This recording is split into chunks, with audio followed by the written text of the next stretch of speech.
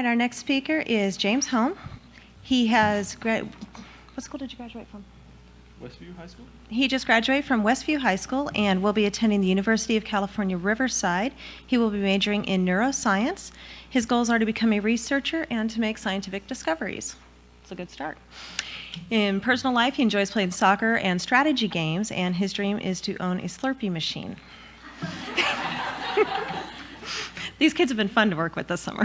Flash is set up to make movies. There's a timeline, which is on the top there. And within the timeline, there are layers, and layers give the movie order and structure. And within the layers, there are frames, and text, images, and code can be placed in the frames to make the movie do things.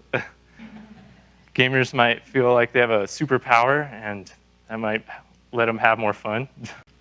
So lastly, I'd like to thank John, CNL, Sloan Center, Homesteaders, and family. If they want to give me an allowance bonus, that's good too. Sir, how you doing tonight? I'm Detective Chuck Mill. This is Detective Craig Apple. I would like to talk to you here tonight. Would you do me a favor and sit over here for me? Would you mind doing that for me real quick, please? Hey, you need anything to drink, sir? Water or anything? Yeah. What would you like to drink? Water. Just water? Okay, sure. Okay. I'll get the officer. Yeah, okay. Yeah, just sit down, seat there for me, please. Yeah, we're okay, yeah. Thank you. Chuck Mill. Okay. I'm sorry? Mill. No, yeah, very good. And this is Detective Apple. Could we get your name? I already gave my name. Okay, I haven't talked to anybody who has your name. If you could just tell us what your name is. It's James. James, okay. Holmes. James what? Holmes. James, you okay? I mean, is there anything we should know about? Are you injured or anything other than some scrapes? Anything? Other than that, do you need anything?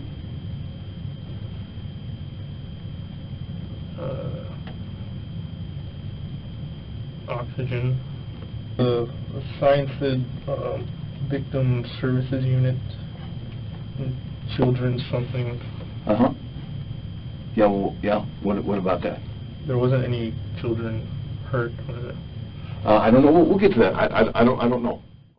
Hello friends, welcome back to the channel. I have another very interesting deep dive for you. We're going to be talking about James Eagan Holmes from the now infamous Aurora case, and we're going to be talking about the PTK, DARPA, and MKULTRA connections. This is going to be another very long deep dive, so get yourself a tea or a coffee and settle in, because this story is very interesting. Quote, "The big key to the thing is that only the small secrets need to be kept. You can find just about anything the government is doing by going into scientific journals and doing research, but the big secrets are kept by public incredulity in your study. Your experience is in an area which is not secret. All this has been known for a long time, but people don't want to believe it, and there is a great deal of denial," unquote. Walter Boart, The Secret History of Mind Control.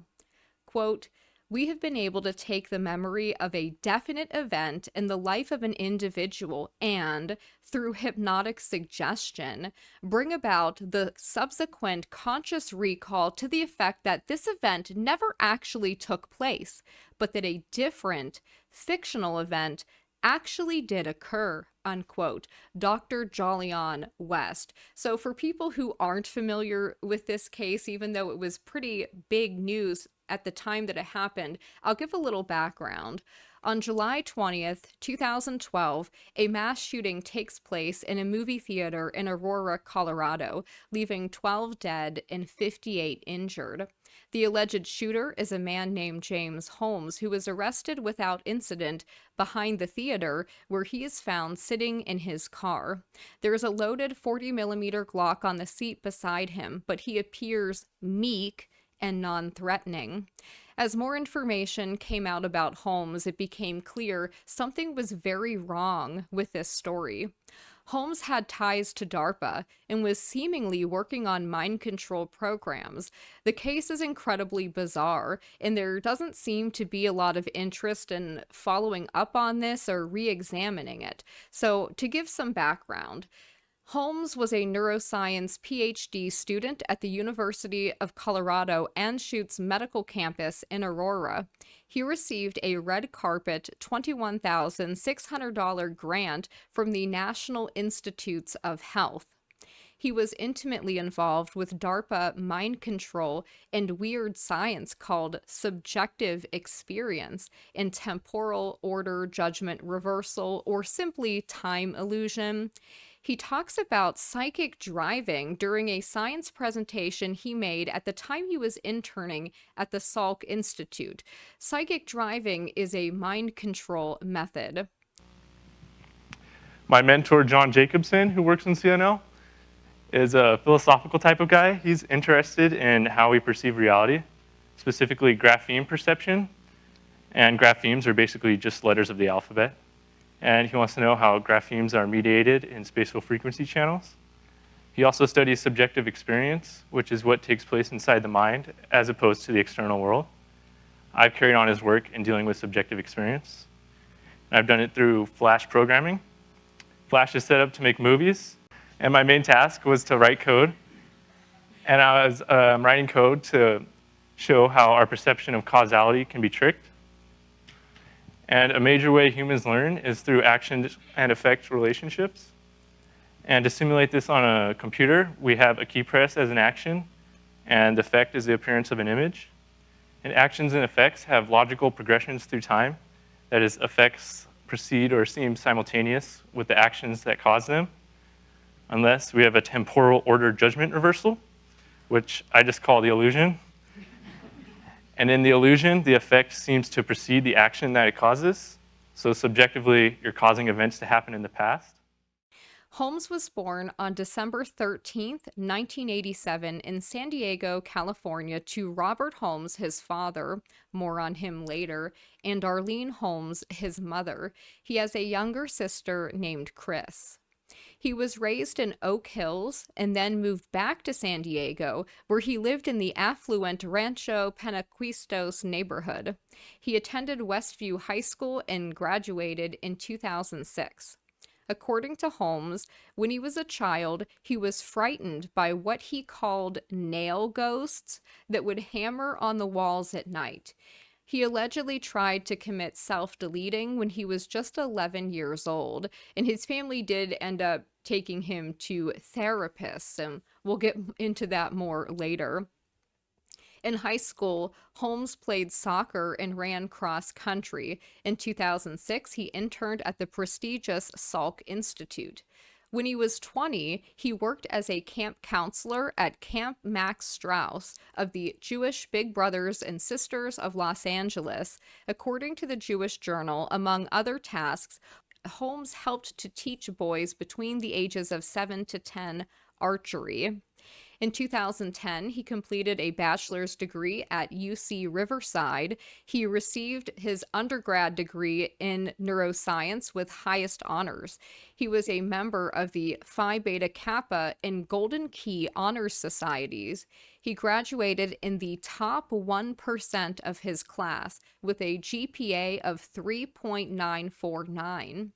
Holmes scored in the 98th percentile on the verbal portion, the 94th percentile on the quantitative portion, and the 45th percentile on the analytical writing portion of the graduate record examinations. Now, this is in direct contradiction to how his Salk Institute mentors would try to describe him after the shooting, as they tried to distance themselves from him.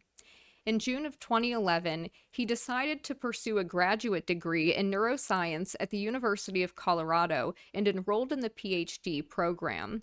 He moved to Aurora into an apartment on Paris Street, apartment number 9, in a building that housed other students involved in health studies at the university.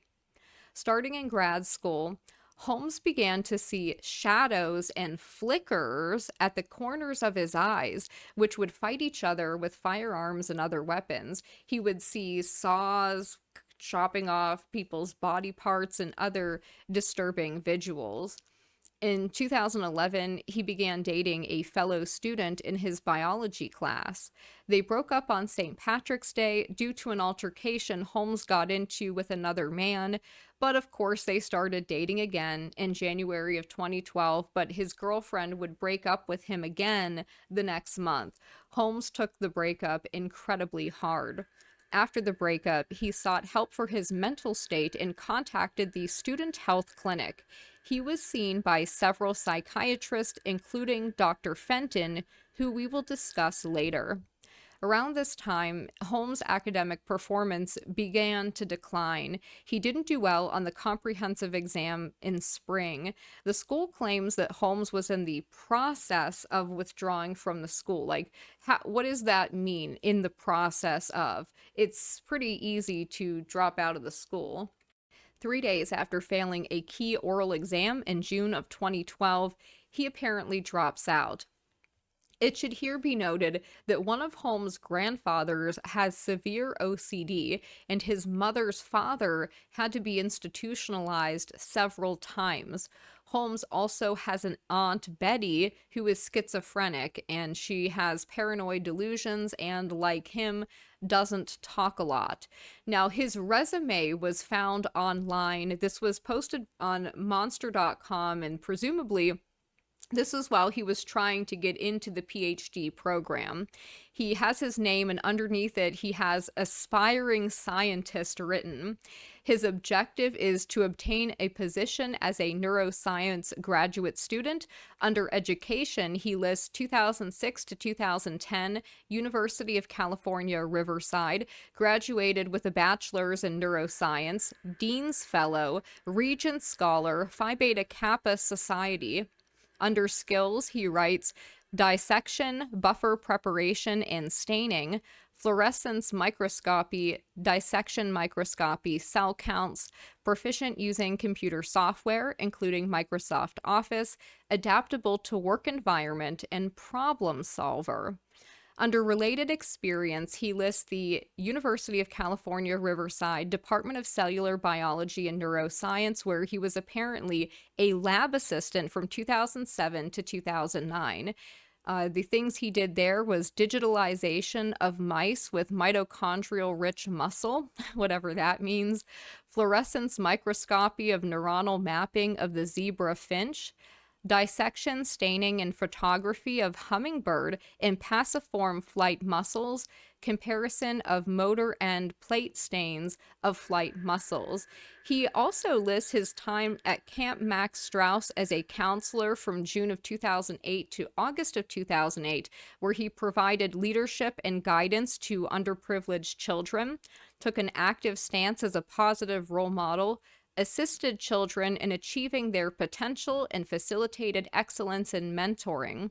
From December 2006 to June 2007, he was a lab assistant at the UC Riverside Department of Chemistry, where he analyzed mass spectrometry and HPLC data, graphs, and principles, performed redox titrations, chromatography, ultraviolet spectroscopy, etc.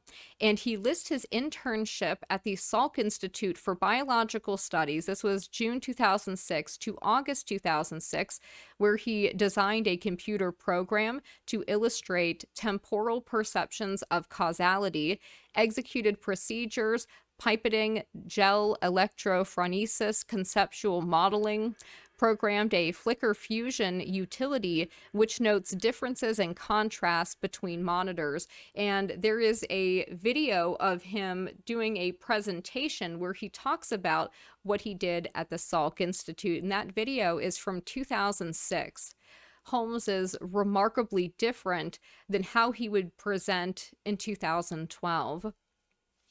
His resume goes on to add some other things. He writes, rational people act based on incentives for self-fulfillment, including fulfilling needs of self-development and needs of feeling useful and helpful to others. I look forward to fulfilling my quest to advance my knowledge, and I plan to use my critical thinking skills by studying the subject I'm passionate about, neuroscience. I desire to attend graduate study at the University of Illinois, a leader and innovator in scientific research, because the university will provide opportunities to pursue my foremost passions, the science of learning, cognition, and memory. I have always been fascinated by the complexities of a long lost thought seemingly arising out of nowhere into a stream of consciousness.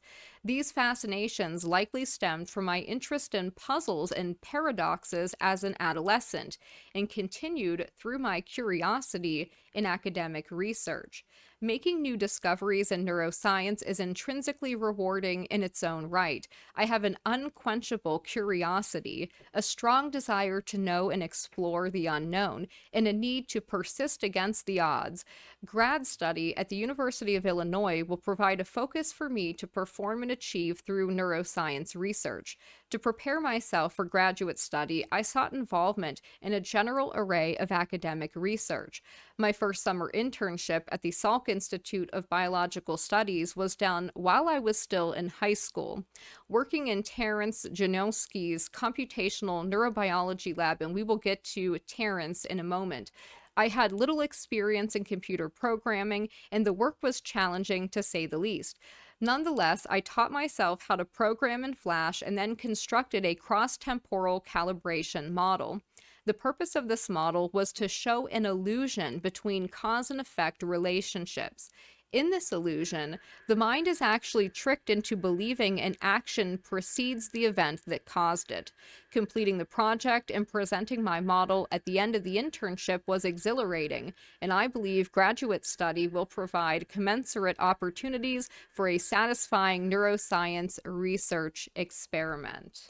He continues, another lab I worked in was within the Department of Chemistry at the University of California, Riverside. Having previously been exposed to a computational approach, I wanted to explore the facets of chemical analysis. Beginning by making buffer solutions, I soon advanced into more complicated techniques. These included performing high-performance liquid chromatography, mass spectrometry, and ultraviolet spectroscopy on a modified 12 per DNA sequence. With the end product, we bombard the DNA with ultraviolet rays to observe cancerous effects. Although I don't plan on curing cancer in grad school, I believe this research experience is worthwhile and relevant to my goals of contributing to neuroscience. Only with a multidisciplinary perspective to the specialized field of neuroscience can we hope to fully understand the brain. The most recent laboratory I worked in was the Flash Lab in the Department of Cellular Biology and Neuroscience. Working in this lab enabled me to distinguish structural and quantitative differences in neural systems at a lower level of functional analysis. I dissected various flight muscles of passiforms and then stained their motor end plates. With these stained muscles, I compared their arrangements to the stained muscles of hummingbirds, which have a unique motor end plate pattern. In the future, my goal is to analyze and study higher neural functional levels of analysis, such as learning and memory.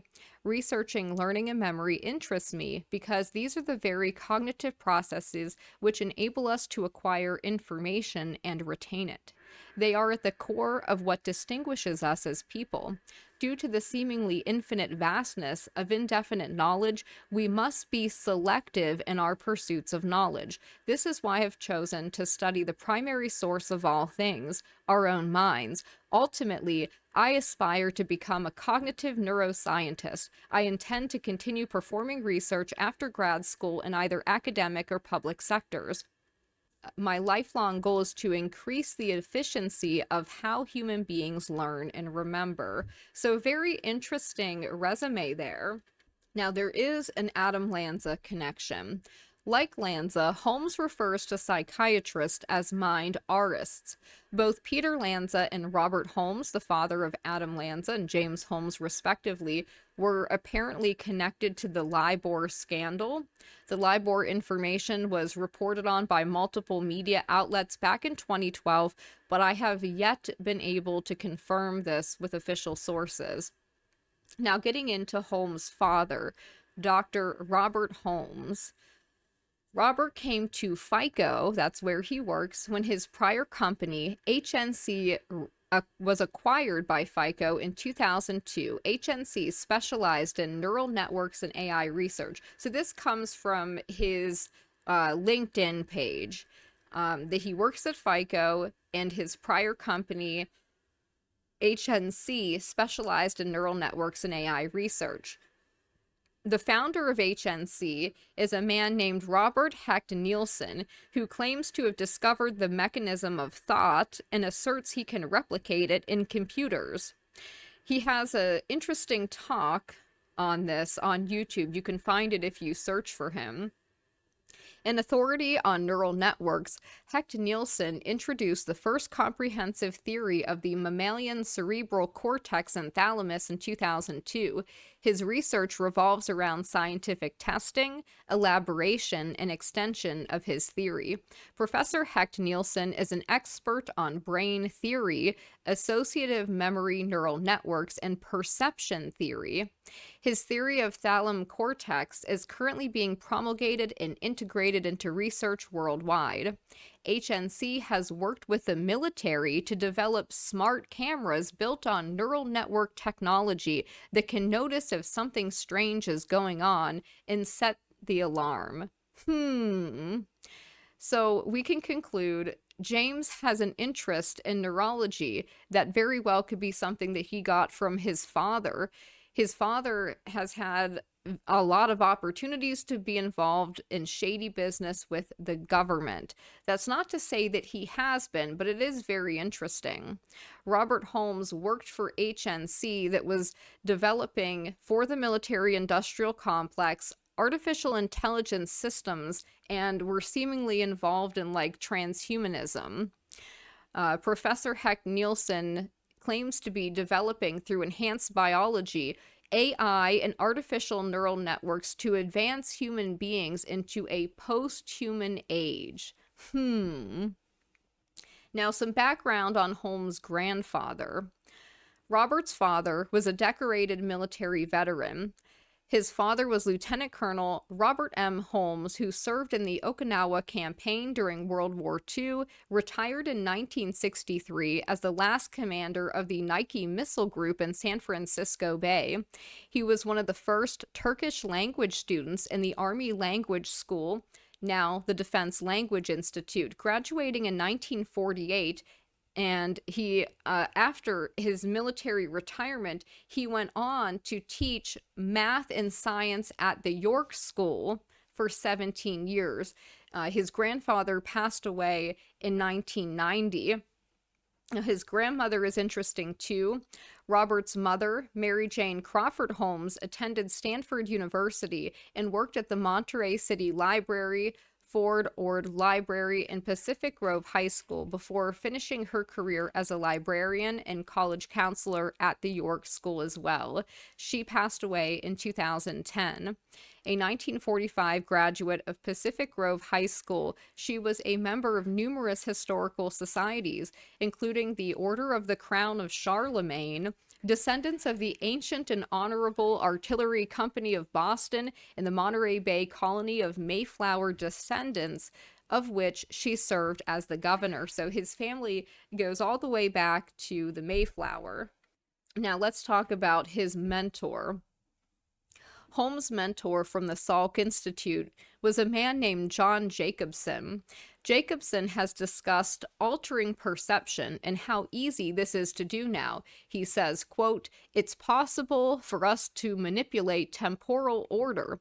We have loads of power over temporal order. If events happen in the order of A, B, a good psychophysicist can have the subject experience it as B, A. This is routine," unquote. How interesting.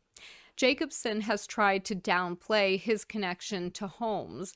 John Derbyshire wrote about a conference he attended in April 2008 titled Toward a Science of Consciousness, in which Holmes' mentor Jacobson was a presenter. He writes about the event, quote, "In the morning, a discussion of Benjamin Libet's astonishing results. He showed, neurophysically speaking, your intention to do something precedes the conscious decision to do it. Then, Sex and Consciousness, with a panel discussion of the varieties of sexual experience. So these are some weird people. In the evening, a joint lecture on panpsychism, which seems to have been gaining a lot of ground with the metaphysicians recently. Very approximately, it's the notion that consciousness is just the outcropping of concentrations of a psi field that pervades everything. Even electrons and neurons possess teensy little specks of consciousness, according to the pan-physicists. Panpsychism seems, according to its adherents, to offer a glimmer of hope that we might resolve what they call the hard problem of consciousness, i.e., how do mental events arise out of matter? Then John Jacobson, this is Holmes' mentor, calling himself a philosopher and information scientist, came up and described his work at creating an unbeatable rock, paper, scissors computer program, throwing out all sorts of witty and penetrating observations on free will, folk volition, very interesting, and something called pessimistic indeterminism, which naturally I like the sound of. He declared his aim as being to explain free will without exotic physics, which may not be easy. Physicist Daniel Sheehan from the University of San Diego gave us a physicist account of the nature of time. Down at the quantum level, things get radically weird. We all know that. The issue here this morning, do brain processes partake of the weirdness? Sheehan believes they do. He offered some arguments from physics and some experimental results. Most startling of the latter were experiments that seemed to show pre-sentiment. In brief, you show your suspect a blank screen, then you randomly display a picture, either an emotional one or one that will evoke a strong neuro response, like a nude woman, or a calm one, like an image of a seascape. Then you quickly go back to the blank screen. You are monitoring neural reactions all the time. The emotional pictures show a strong reaction after they are shown, of course, but they seem to show a measurable stronger reaction before being shown also. It's possible to explain this via known quantum effects. You just have to drop some common sense assumptions about time and causation. Sheehan argued that the explanatory power you get by bringing quantum weirdness into biology makes it worthwhile. So these are some interesting people that Holmes was associated with. This retrocausation is very startling when you see the numbers and graphs on screen. I thought I felt a cold breeze as a shade of R.B. Rhine flitted through the hall. The second day, 3 sessions, was on psychedelics and consciousness. The main presentation was from zoologist Thomas Ray of the University of Oklahoma, taking us deep into neurochemistry. The key words here are receptors, which are protein molecules on the surface of nerve cells, and neurotransmitters that go with them. A lot of these devils affect consciousness. Did you know, for example, that the antihistamines you take for hay fever may inhibit one's ability to form gut feelings about people? Ray claims to have found what he calls a metareceptor modulating the effects of other receptors. His metareceptor turns joy into ecstasy, anger into paranoia, ordinary religious enthusiasm into the conviction that you are the Messiah. He hasn't published yet, though, so he wouldn't tell us more about it. Very interesting. More on the Salk Institute. The Salk Institute of Biology is ranked as one of the world's top biomedical research facilities and is described as an isolated compound, not unlike monasteries for religious discoverers and a temple of science, a secular monastery where man pursues knowledge of our biological foundations. In the video from 2006, Holmes described his internship with Jacobson at the monastery temple of the Computational Neurobiology Laboratory. He says, over the course of the summer, I've been working on a temporal illusion, an illusion that allows you to change the past. He, Jacobson, also studies subjective experience, which is what takes place inside the mind as opposed to the external world. I've carried on his work in dealing with subjective experience," unquote. Jacobson investigates these subjects from the position of an occultist and philosopher. In 2004, Jacobson co-authored a paper with David Eagleman at the Salk Institute on Temporal Illusion entitled "Perceived Luminance Depends on Temporal Context." Eagleman operates the Lab for Perception and Action in Houston, Texas. The Eagleman Lab is funded by the National Institute of Health and DARPA in its quest to produce super transhuman soldiers. Jacobson's colleague, Eagleman, is Israeli military intelligence and earned a PhD in neuroscience at Baylor University. He took a postdoctoral position at the Salk Institute of Biology under Francis Crick, co-discoverer of the DNA molecule. At the Salk Institute, Jacobson and Eagleman were working under Dr. Terence Janowski. He was mentioned earlier, and now you're going to learn some more about him. Dr. Janowski is currently the Francis Crick Professor and head of the Computational Neurobiology Lab at the Salk Institute. Janowski was a close friend and associate of Nobel laureate Francis and his wife Odile Crick. In 2008, Dr. Janowski wrote that since early brain research conducted by the Rand Corporation in 1980, quote, "we now know a lot more about the brain, perhaps more than we need to know," unquote. In 2001, Dr. Janowski worked with the CIA to develop facial recognition and analysis systems to detect whether someone is lying. 3 files of Janowski's research papers are located in Box 58 at the System Development Foundation in Palo Alto, California. SDF has a rather complex and mysterious origin. It is said to have been created in the 50s as a not-for-profit entity. SDF has an archival depository relationship with the Rand Corporation. Jacobson and Dr. Janowski seem to be interested in temporal lobe illusion manipulation research, which is actually very similar to SRI's spatial temporal remote viewing projects. So now we'll talk about what Holmes was researching.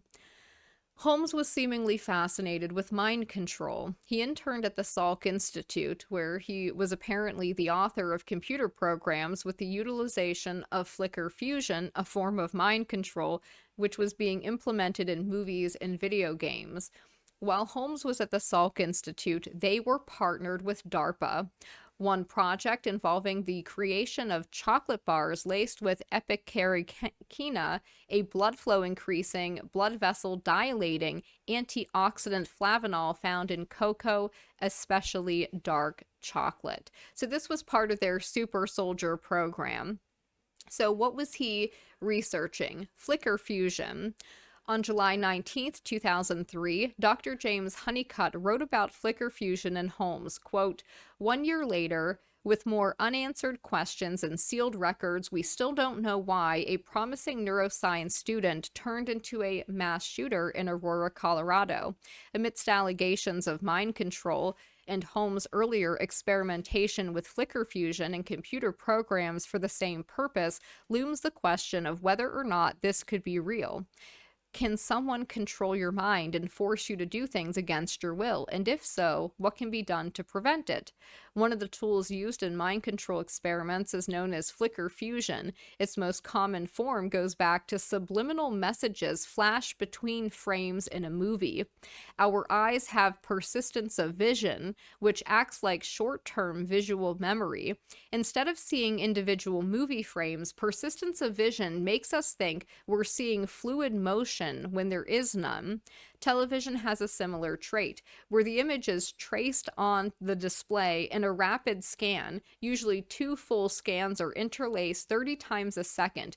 This gives the appearance of movement from successive static images displayed for only a fraction of a second. So the conscious mind ignores the message appearing for only 1 frame, but the subconscious mind still registers it.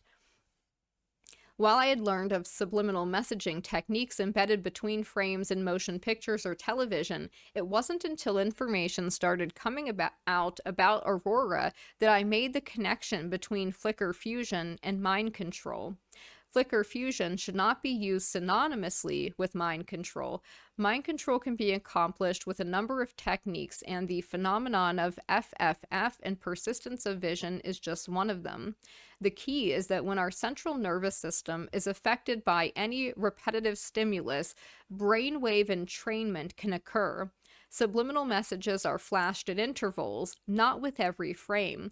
One of the most effective rates of influence is 45 times a minute, or once every 32 frames in a 24 frame per second motion picture. Using flicker fusion techniques allows opening the brain for suggestions from outside. On the other hand, our personal flicker fusion frequency is much higher than alpha brainwaves, usually closer to 45 times per second, and at this higher frequency, our brain becomes immune to the lower alpha stimulations. These higher rates entrain beta wave activity, which is associated with cognitive left brain activities. This higher level of brainwave activity shields us from lower frequency interruptive attempts to shift us from the left side of the brain to the right side. Now, what about temporal illusions? In Holmes' science presentation, he talked about his research into temporal illusions and the perception of time. As Holmes explains, at the time a recent high school graduate, he says temporal illusions are caused by the subjective interpretation of the passage of time. In his experiment, participants hit a key and an image appears. Holmes progressively lengthened the interval by microseconds between event A, hitting the key, and event B, the appearance of the image. This lengthening was brief enough to be consciously indiscernible to the participants. After a few repetitions, the delay was suddenly eliminated, and participants had the illusion of the image appearing even before they pressed the key. The effect appeared to precede the cause. B came before A. This is a temporal illusion. This theory of temporal illusion has been compared by several people to some of the Christopher Nolan movies, like Inception. Inception, like The Matrix, explores the idea this world may all just be a dream. Unlike The Matrix, though, which is basically dualistic in structure, there is the Matrix and the real world. Inception presents multiple dream layers and casts doubt on there being a real world at all. We all know that in dreams, our perception of time is altered. We might have an entire adventure in the 5-minute interval between the buzz tones of our alarm clock. Inception plays with this idea and shows that within seconds of one dream layer, hours of action are occurring in another. Mind Reality writes of temporal illusions, quote, "You can literally change the past by altering your perception of it. The past has no effect except by its influence on the present. By changing the past that exists in your consciousness, you alter its connection to the present reality. Time does not exist. It is an illusion. So by going back in what we call time and changing your thoughts, you will influence what you're experiencing in the now. Your present reality is literally influenced by your thoughts of the past. We can change our past by altering our memory of it. When we change the way we think about what happened, we tap into an alternate past timeline where the way we imagine it to be really did happen that way. The alternate past timeline leads to certain things that would have happened in our alternate present reality. Therefore, this reality manipulation with consciousness would result in synchronicities occurring in the present or near future of our actual timeline, as it merges with an alternate one. By changing the way you perceive the past, you will also change the way others perceive the past. Your change in consciousness will also result in a change in their consciousness. Your merger of an alternate reality will cause a merger in their reality. Something may have happened in the past which you perceived in a negative way, but if you choose now to perceive what happened in a positive way, or to perceive what's positive in it, other people's perceptions of it will also be changed in the present. Changing perception of reality is literally changing the past itself, together with the memory of it. Reality is held by awareness. One thing in memory is associated with another. When you change your perception of something about the past, you will change everything else associated with it that everyone else is unaware of. Those things that people are unaware of are open for temporal alteration. Any kind of medium that records the past will also reflect a change in its recording, unquote. We know psychoactive drugs can also alter our perception of time. Famous hypnosis researcher Milton Erickson wrote an interesting book called The February Man. The book discusses a technique of using hypnosis to create the illusion of a past that never actually happened. Erickson was treating a young woman who needed to change her self-destructive behavior. Erickson reasoned that changing the subject's past through hypnotic regression could change her present. Neurolinguistic programming is also based on Ericksonian hypnosis, just an interesting thing to consider in light of Holmes' research interests. So now we're going to talk about the campus that Holmes was attending prior to this event, the Philip Anschutz University of Colorado Medical Center. Holmes held some type of paid research position at the medical center in Aurora. It is a research position that the medical center, for whatever reason, refuses to reveal. It is also clear that without any other source of income, the money that Holmes used to buy his arsenal of weapons, ammunition, body armor, and explosives came directly from the Philip Anschutz Medical Center. The University of Colorado Anschutz Medical Campus is one of two campuses of UC Denver. The name of the portion of Fitzsimmons Army Medical Center that houses the university facilities was changed to its current name in 2006 after the Anschutz family donated $91 million to construct the Anschutz Center for Advanced Medicine. Philip Anschutz headed up the Anschutz Entertainment Corporation.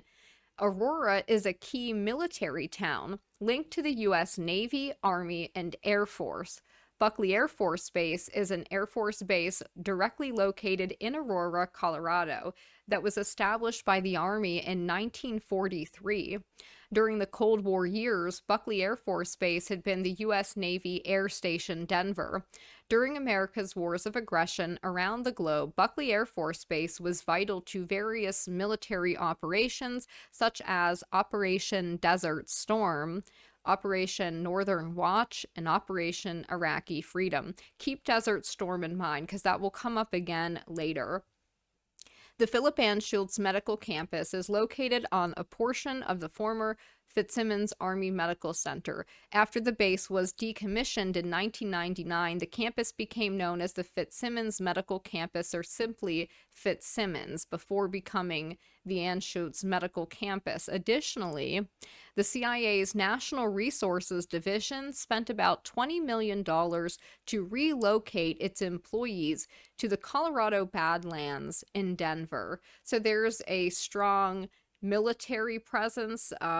There's a strong contractor presence, like Lockheed Martin is big in Colorado, certainly, definitely near where Columbine was. Interestingly enough, there are a lot of connections there, and it's a big military town.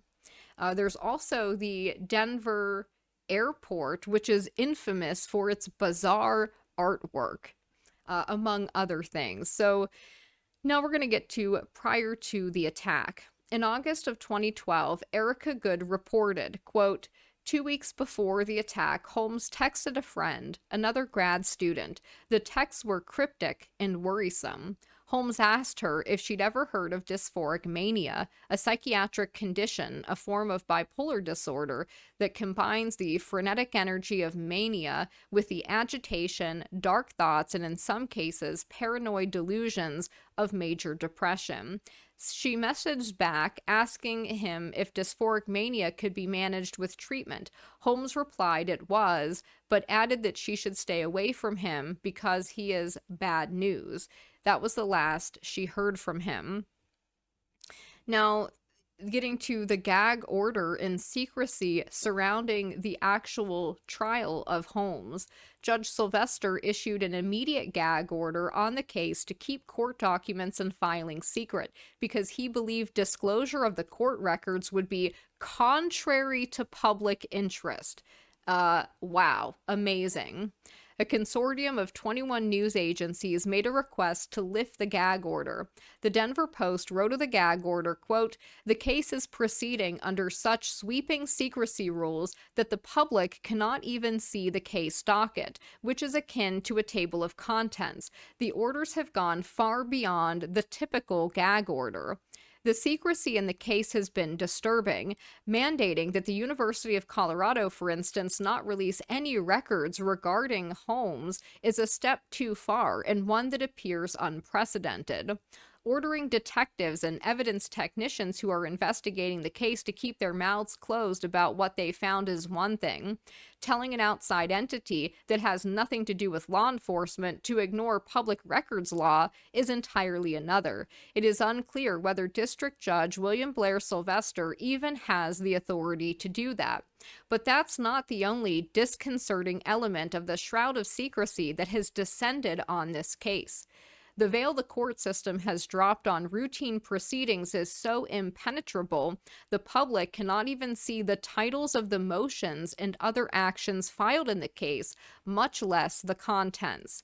That degree of secrecy is very unusual. Typically, a judge will consider such requests individually if, for instance, the release of a particular document might be considered prejudicial to the defendant.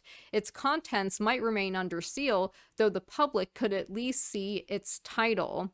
So that's one interesting aspect to the case. You know, clearly they needed to shut it down. There was obviously something that they were concerned about to put that much secrecy on the case where we don't even have that in, like, you know, serial killer cases.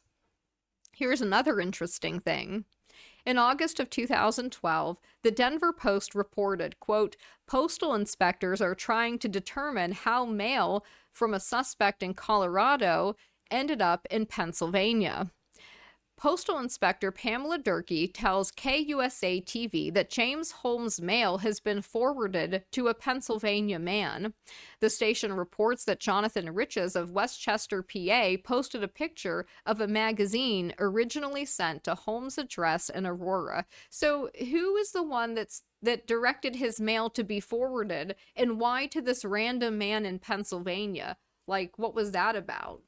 As far as I know, that has never been explained.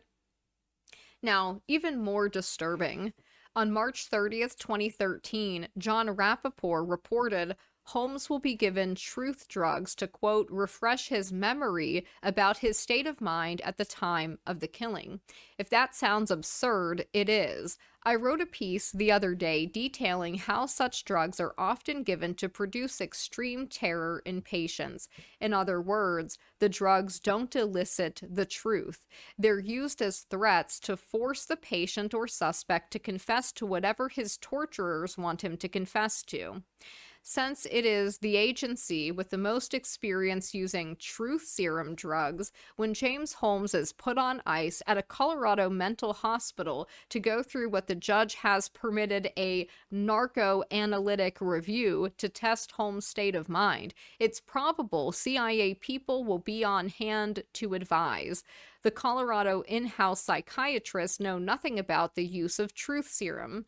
They especially don't know how to employ these drugs to produce just enough terror in the patient to get him to admit to anything. Now, I think at this point, we should take a minute to delve into MKUltra, because this, you might be thinking that maybe we're jumping to conclusions that, oh, nothing to see here, the case is open and shut. This history is important. Joshua Stileman writes of MKUltra, quote, "Sophisticated, methodical methods of mind control have their origins in classified government programs conducted in laboratory settings. Researchers tested theories on small groups, refined their methods, and systematically explored the limits of psychological manipulation. This scientific approach successfully broke down and reshaped human minds. What once seemed impossible became standard procedure. These early experiments laid the groundwork for larger systems of control, which began to take shape as researchers expanded their implementation," unquote. During the Manhattan Project in the 1940s, civilians were injected with plutonium without consent to measure radiation effects. So if people are wondering why something could have happened to Mr. Holmes at the University of Colorado Medical Center, surrounded by people who were seemingly working on these projects, I would suggest that that's not much of a stretch at all in light of this history. Dr. Loretta Bender's 1944 study at Bellevue Hospital subjected 100 children, some as young as 3 years old, to electroshock therapy, claiming that it was treatment for childhood schizophrenia, despite many of the children showing no symptoms that would warrant such diagnosis. Literally just experimenting on children. And these are doctors doing it. On April 13th, 1953, CIA Director Allen Dulles authorized MKUltra, a program that would become the most extensive, systematic research into mind control ever conducted by the United States government. The timing reveals an astonishing level of audacity. Just 7 years after the Nuremberg trials established the principle of informed consent in human experimentation, when the world thought the good guys were now in charge. As American culture shifted from wartime footing to the wholesome ideals of father knows best, these dark arts were being refined in secret government laboratories, directly contradicting the public narrative of moral leadership. Dr. Robert Heath of Tulane University, as early as 1955, working for the Army, gave patients LSD while he had electrodes implanted deep inside their brains. In the mid-1950s, Dr. Paul Hawk, a man who would become the Commissioner of Mental Hygiene for the state of New York, then a laborer in the field for the CIA, gave a pseudo-neurotic schizophrenic patient mescaline. The patient had a not unfamiliar heaven and hell journey on the compound, but Hawk followed this up with a transorbital leucotomy, aka a lobotomy. Dr. Hawk also gave a patient LSD and a local anesthetic, and then proceeded to remove pieces of their cerebral cortex, asking at various moments whether the patient's perceptions were changing. So if you think that they wouldn't do unwitting experiments on a student, a very promising PhD student, think again. They will literally cut your head open, put you on LSD, and proceed to remove parts of your brain while you're fully awake and conscious, while asking you if you're noticing any changes. Like, this is sick. This is the history of this country, well before recent times. So think what they could be doing now. MKUltra would become the most infamous of systematic mind control programs conducted in secret by the United States, but it certainly wasn't the first. The historical record clearly establishes that such research began much earlier, with precursor projects built on knowledge gained through Operation Paperclip. Project Chatter, run by the U.S. Navy from 1947 to 1953, investigated truth serums, and speech-inducing drugs, drawing directly from Nazi experiments with mescaline at Dachau. Project Bluebird from 1950 focused on preventing CIA employees from revealing information under questioning. Its successor, Project Artichoke in 1951, expanded to explore offensive applications, including the question posed in a 1952 memo, quote, "Can we get control of an individual to the point where he will do our bidding against his will, and even against fundamental laws of nature," unquote. British psychiatrist William Sargent provided the theoretical framework that would soon be operationalized in one of the most notorious covert programs in American history, MKUltra. His 1957 book, Battle for the Mind, synthesized observations from psychiatric cases and wartime trauma to develop a comprehensive model for breaking down and reprogramming human minds. Drawing on Pavlov's research, Sargent identified how pushing the brain beyond its normal stress threshold could create a state of heightened suggestibility. Various types of beliefs can be implanted in people after brain function has been significantly disturbed by accidentally or deliberately induced fear, anger, or excitement. At the Royal Waterloo Hospital in the 1960s and early 70s, Sargent put his theories about stress-induced suggestibility and brain function disturbance into practice. Under the pretense of treating depression and other psychiatric conditions, he subjected young women to months-long drug-induced comas combined with electroconvulsive therapy. Survivors, including actress Celia Imrie and model Linda Keith, emerged in what they described as zombie-like states. Keith later recalled, quote, "I couldn't make any decisions on my own. Most shockingly of all, I could no longer read." I mean, this is real. This actually happened. Sargent's methods, sleep disruption, sensory manipulation, induced anxiety, and drug-assisted interrogation, provided a scientific blueprint for systematic mind control that would be directly adopted by intelligence agencies. MKUltra's Subproject 136 explicitly stated its aim was to, quote, "induce dissociative states using hypnosis and drugs." This wasn't a novel concept developed in isolation. George Estabrooks, a prominent psychologist who had consulted for U.S. intelligence agencies since World War II, had already publicly claimed he could create super spies with split personalities who would carry out missions with no conscious awareness. What Estabrooks discussed openly in academic circles, MKUltra sought to perfect in secret laboratories. Many hospitals, universities, and medical facilities, ding ding, all three on Holmes, participated in MKUltra across North America and even into Canada. Within this network of facilities, certain sites became notorious for particularly extreme applications of mind control techniques. Dr. Ewan Cameron's work at McGill University in Montreal exemplifies the program's extremes. Funded through MKUltra Subproject 68, Cameron developed psychic driving techniques.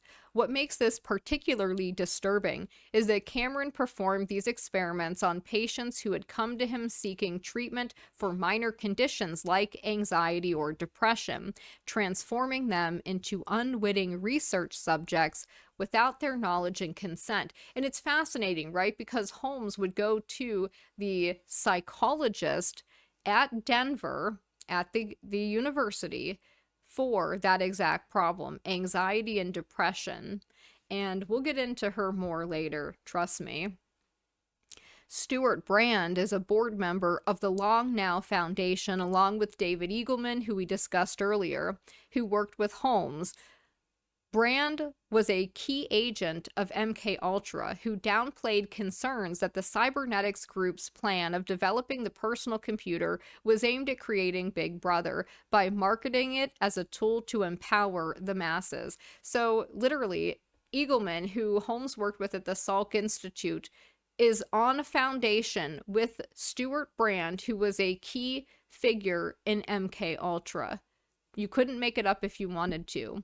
Eagleman, for his part, is now carrying on the legacy, having recently written Why the Net Matters, How the Internet Will Save Civilization, which Brand referred to as a breakthrough work.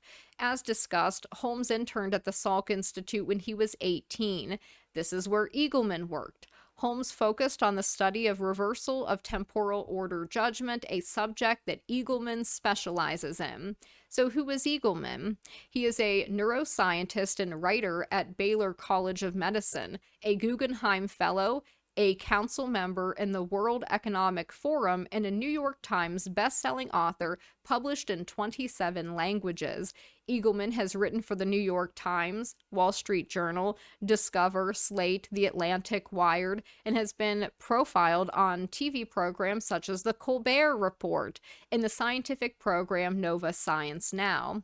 Stuart Brand wrote that David Eagleman may be the best combination of scientist and fiction writer alive.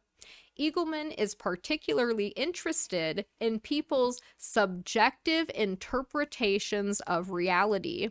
His leitmotif seems to be to prove that virtual reality, subjective reality, and reality are the same thing. For example, numerous experimental findings suggest people's perception of time can be manipulated by repeated exposure to non-simultaneous stimuli. In an experiment conducted by Eagleman, a temporal order judgment reversal was induced in a subject by exposing them to delayed motor consequences. This is literally what Holmes was doing. Eagleman writes that his long-range goal is to understand how neural signals processed by different brain regions come together for a temporally unified picture of the world.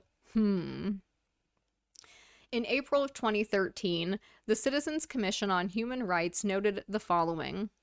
The Colorado shooter was on 2 mind-altering psychiatric drugs. Holmes was taking sertraline, which is the generic name for Zoloft and SSRI. He was also taking clonazepam, which is a generic name for Klonopin, a benzodiazepam.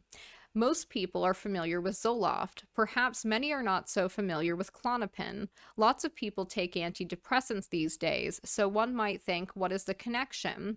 Most don't make any connection because they are unaware of the many potentially dangerous side effects of these drugs. Zoloft has an FDA black box warning that this drug can increase the risk of self-deleting thoughts and behaviors.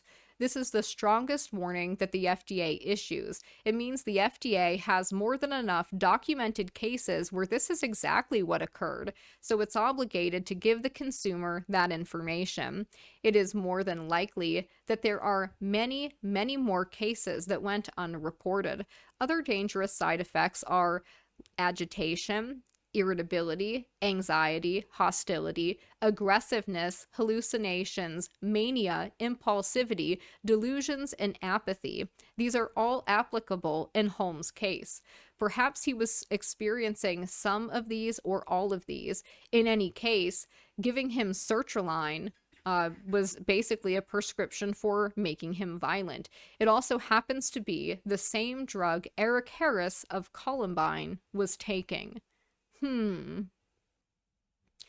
CBS reports alleged Aurora shooter James Holmes met with not one, but at least 3 mental health professionals at the University of Colorado prior to the massacre. How long he met with each one and the depth of their involvement is not clear, but it adds to the picture of Holmes being clearly on their radar in the time period leading up to the event. When contacted by CBS News, school spokesperson Jackie Montgomery declined comment, citing a judge's gag order. At the University of Colorado Anschutz campus, Holmes had been a PhD student in neuroscience. Last June, he dropped out and was purchasing firearms. Before he left campus, he had seen 3 mental health professionals associated with student mental health services. Only one name has been publicly disclosed, Dr. Lynn Fenton, who was subpoenaed to appear in court in the case. At issue is a package mailed by Holmes to her, recovered in the campus mailroom 3 days after the massacre. Holmes' lawyers say it's privileged material. Legal analyst Raj Kotan says they want to prevent the prosecution from using it and have it turned over to them now. That includes Holmes' medical records. His name was brought to the attention of the university's Behavioral Evaluation and Threat Assessment, or BETA team. A flow chart released by the university shows guidelines for action that could be followed if a person is deemed a direct threat. The Denver Post reported on August 1st, 2012, University of Colorado Denver psychiatrist seeing accused murderer James Holmes was so alarmed by his behavior, she notified a campus-wide threat assessment team that she helped to create years before, a source told the Post. Fenton, identified in court documents as Holmes' psychiatrist in June, took her concern to members of the Beta team, but no further action was taken, a source with knowledge told the Post. The station, citing unnamed sources, reported that UC Denver officials did not contact Aurora police before the massacre at the Century 16 Theater. There was no mention in the report of whether police were notified. So who is Dr. Fenton? She has done extensive research for the military. Her biography was scrubbed from the UC website, but here is some background on her. She was an assistant professor and medical director of the Student Mental Health Service, University of Colorado, Anschutz Medical Campus, research fellow and instructor, research of development service, VA, Eastern Colorado Health System, physician at the Colorado Rehab and Occupational Medicine in Aurora, chief of physical medicine, United States Air Force, San Antonio, Texas from 1990 to 1993. She was a staff psychiatrist, Wilford Hall, United States Air Force Medical Center, again from 1990 to 1993. She has an Associate Investigator Award for Training and Research from the Department of Veteran Affairs from 2008 to 2011, Medal of Commendation from the United States Air Force from 1993. Fenton was Chief of Physical Medicine for the Air Force during Desert Storm. So remember, we mentioned Desert Storm when we talked about Buckley Air Force Base earlier.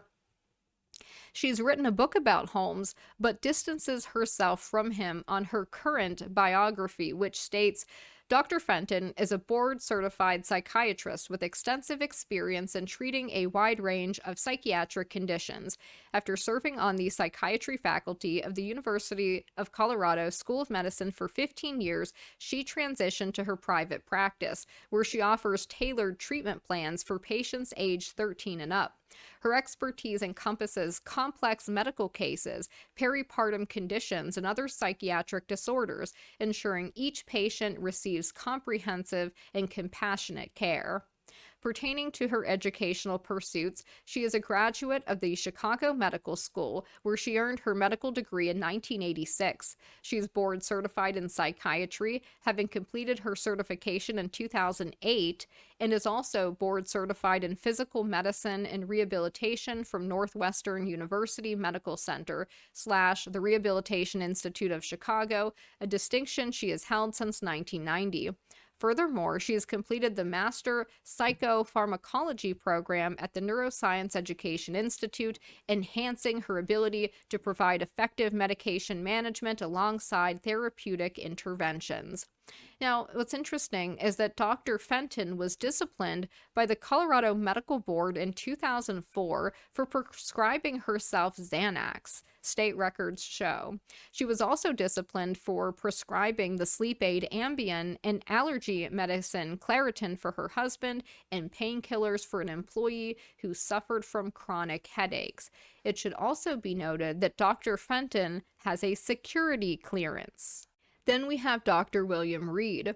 Dr. Reed conducted 5 interviews with Holmes to determine his sanity. It's kind of strange that he just happened to do his residency at the University of Colorado, Davis, in the 70s, and also took a year-long hiatus from his program for undisclosed military service. Dr. William Reed noted when he interviewed Holmes, though this is a minor detail, he frequently had noticeably dilated pupils in his eyes. I can't really relate that to anything significant, but it was quite strange, especially since he didn't comment along the lines that you and I would if we went to the eye doctor and our eyes were dilated. Wow, these lights are bright. So this is something that has been noticed consistently with Holmes, that he has these dilated pupils, big pupils. And it's interesting because the night he was arrested, he had taken 100 milligrams of Vicodin, which would constrict the pupils and make them smaller like pins. But the police noted that his pupils were large, they were dilated. So what could be causing that? Gee, I wonder. CBS Denver reported that prosecutors say the suspect in the Colorado theater shooting made threats and was banned from the University of Colorado after failing a key exam 6 weeks before his rampage. Prosecutors made the accusation about Holmes in court Thursday as they tried to convince a judge to let them see records from the university where Holmes had been a neuroscience doctoral candidate. Prosecutors also claim that his professors urged Holmes to get into another line of work before the shooting and invalidated his student ID in June. Attorney Karen Pearson didn't disclose where their information came from. Defense lawyer Daniel King objected to the release of the records, calling the prosecution's request a fishing expedition. So he was banned from the university, allegedly. But I find it interesting that nothing else was done. He wasn't, arrested. They didn't put him in an involuntary psychiatric hold. In fact, when police asked Dr. Fenton if she wanted to do that, she said no. Now, here's another weird aspect to this story, and it echoes what we have and what we see in Columbine and Sandy Hook and other events, where witnesses disappear or die under strange circumstances. NBC News reported nurse Jennifer Gallagher, who helped treat victims of the Aurora theater shooting in Colorado, has drowned while on a family vacation in Iowa. Gallagher, 46, of Denver, went swimming in West Lake Okoboji the night of August 6, and her body was found the next day, according to the sheriff's office in Dickinson County, Iowa. Gallagher, an Ireland native, worked at the University of Colorado Hospital for 13 years and cared especially for a shooting victim treated in the hospital's neurological intensive care unit, which she had helped open. She was among staffers who met with President Barack Obama during his visit 2 days after the July 20 rampage. Very odd. Now, here's another aspect to this that we also see in similar cases. Training exercises happening simultaneously or right before the event. On July 21st, 2012, the Denver Post reported, quote, "The tragedy that played out in an Aurora movie theater Friday was ironically paralleled as a classroom learning experience in a medical school in Parker the same day." Rocky Vista University College of Osteopathic Medicine is in the middle of holding specialized classes in disaster life support for 150 second-year medical students. One of the scenarios being used to train the students is how to respond if a shooter fires at people in a movie theater and also uses a bomb in the attack. Wow! How interesting. The irony is just amazing, said Rocky Vista Dean Dr. Bruce Dubin. It's just amazing that that was happening on the same day that this happened. Very weird, isn't it? How that always happens.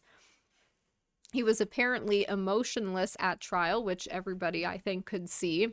On August 16th, 2012, the AP reported the suspect in the Aurora movie shooting showed no emotion in court Thursday as a lawyer discussed a charity's efforts to distribute $4 million it raised for the victims. Holmes attended the brief procedural hearing in which the prosecution sought the judge's permission to release contact information on the 12 people who passed away and the 58 injured.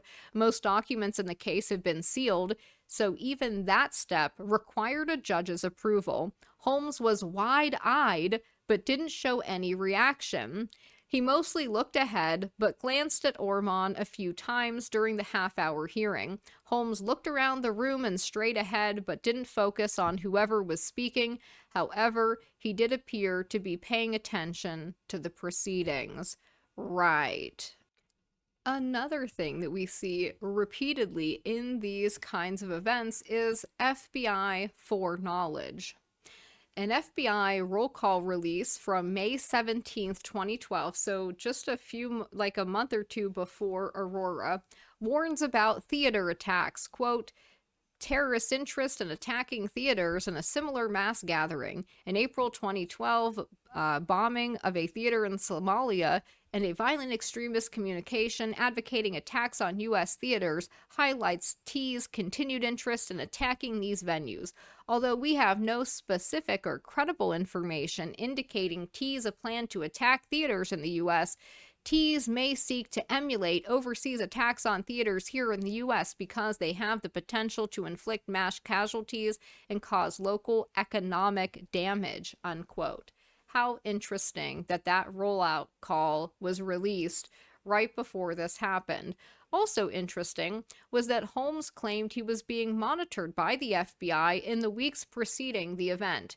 He disclosed this during his psychiatric interview with Dr. Reed.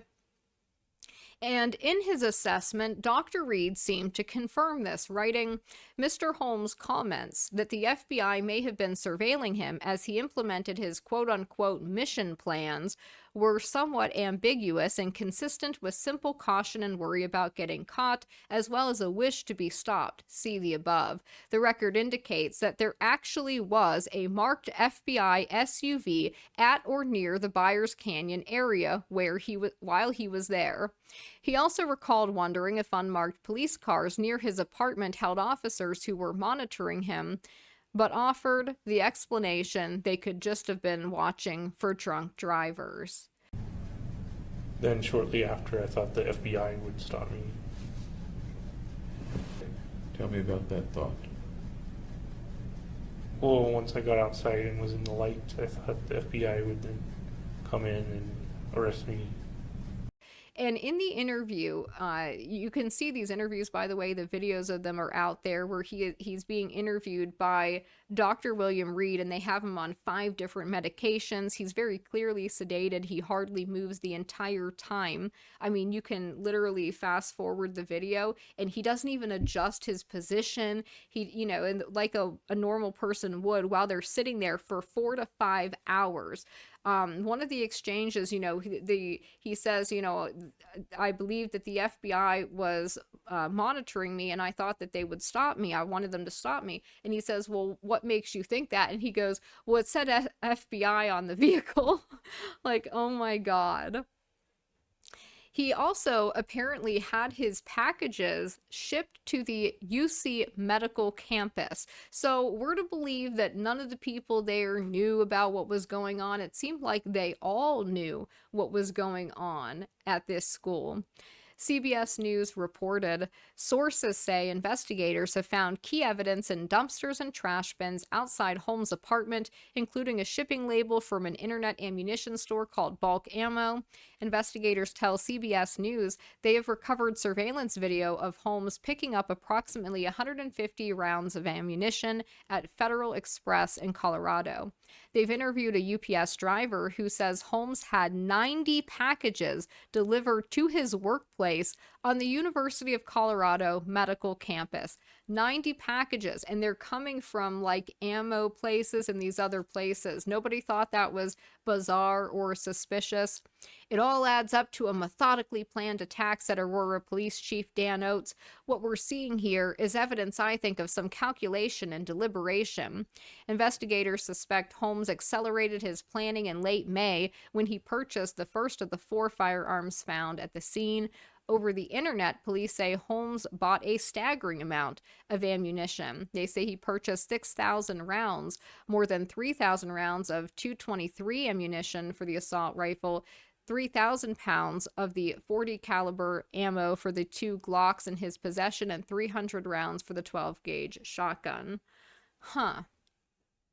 A receipt from Tactical Gear shows on July 2nd, 2.5 weeks before the event, Holmes purchased a bulletproof vest and other equipment. He paid extra to have it shipped second day air. And what's interesting about that is that it was not a bulletproof vest. It was a tactical vest.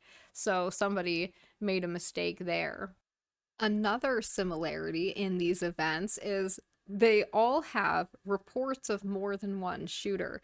That was the same thing with Columbine, with Sandy Hook, and many other of these events. The same thing with Aurora. There were reports of more than one shooter that were quickly swept under the rug.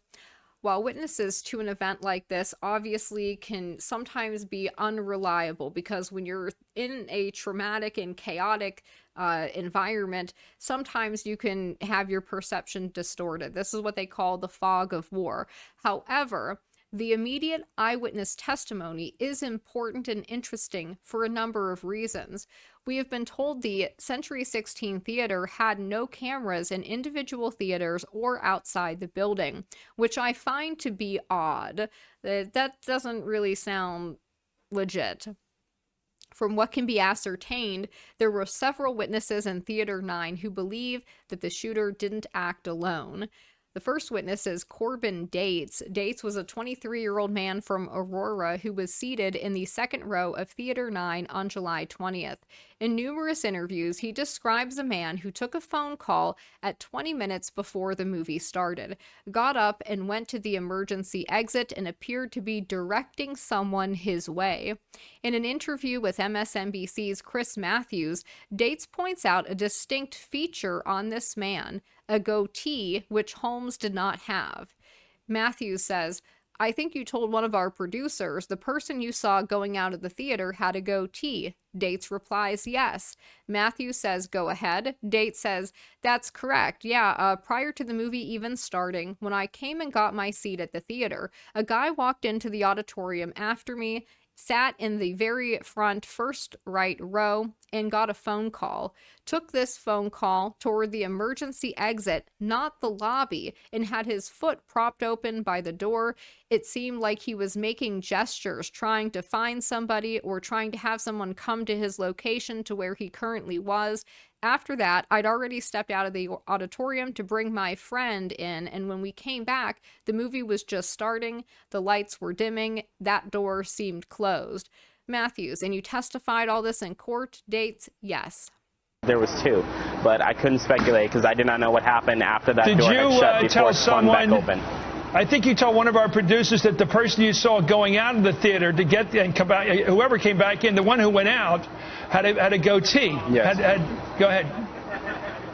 That's correct, yeah. Prior to the movie even starting, when I came and got my seat at the theater, a guy walked into the auditorium after me, sat into the very first right row, and got a phone call. Took his phone call towards the emergency exit, not the lobby, and had his foot propped open by the door. It seemed like he was making gestures of trying to find somebody or trying to have somebody come to his location to where he currently was. After that, I had already stepped out of the auditorium to bring my friend in, and when we came back, the movie was just starting, lights were dimming, and that door seemed closed. In the multiple interviews Dates gives in the days after the event, his story was consistent until its key revelation changed drastically a week later. On July 28th, Dates' story changed. On CNN's hour-long Madness at Midnight segment, he was once again asked the man who went to the emergency exit. Dates says, "I remember seeing a guy walk into the theater. He sat in the very first row to the far right seat, and I didn't think nothing of it. He just looked like a regular average person." Griffin says, "Alone?" Dates, "Alone." Griffin, "Red hair?" Dates, "It did look like he had red hair, yes." With prompting by Griffin, Dates now claims the guy had red hair, and there is no mention of the goatee. Witnesses Faisal Iyayu and Evan Morrison. Two more key Theater 9 witnesses are Faisal Iyayu and Evan Morrison, who describe their unique perspective on the events to reporter Matt Flenner of 9 News, the NBC affiliate in Denver.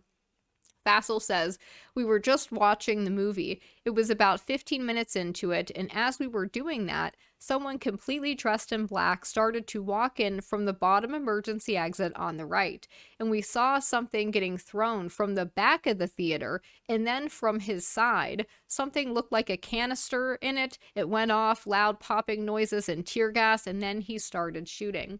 Flenner, "So you said you saw something come from the back of the theater as well, and then the front?" Faisal, "They both were thrown. They popped one after the other, and after they did, he started shooting." Flenner, turning to Morrison, "Tell me what else you saw."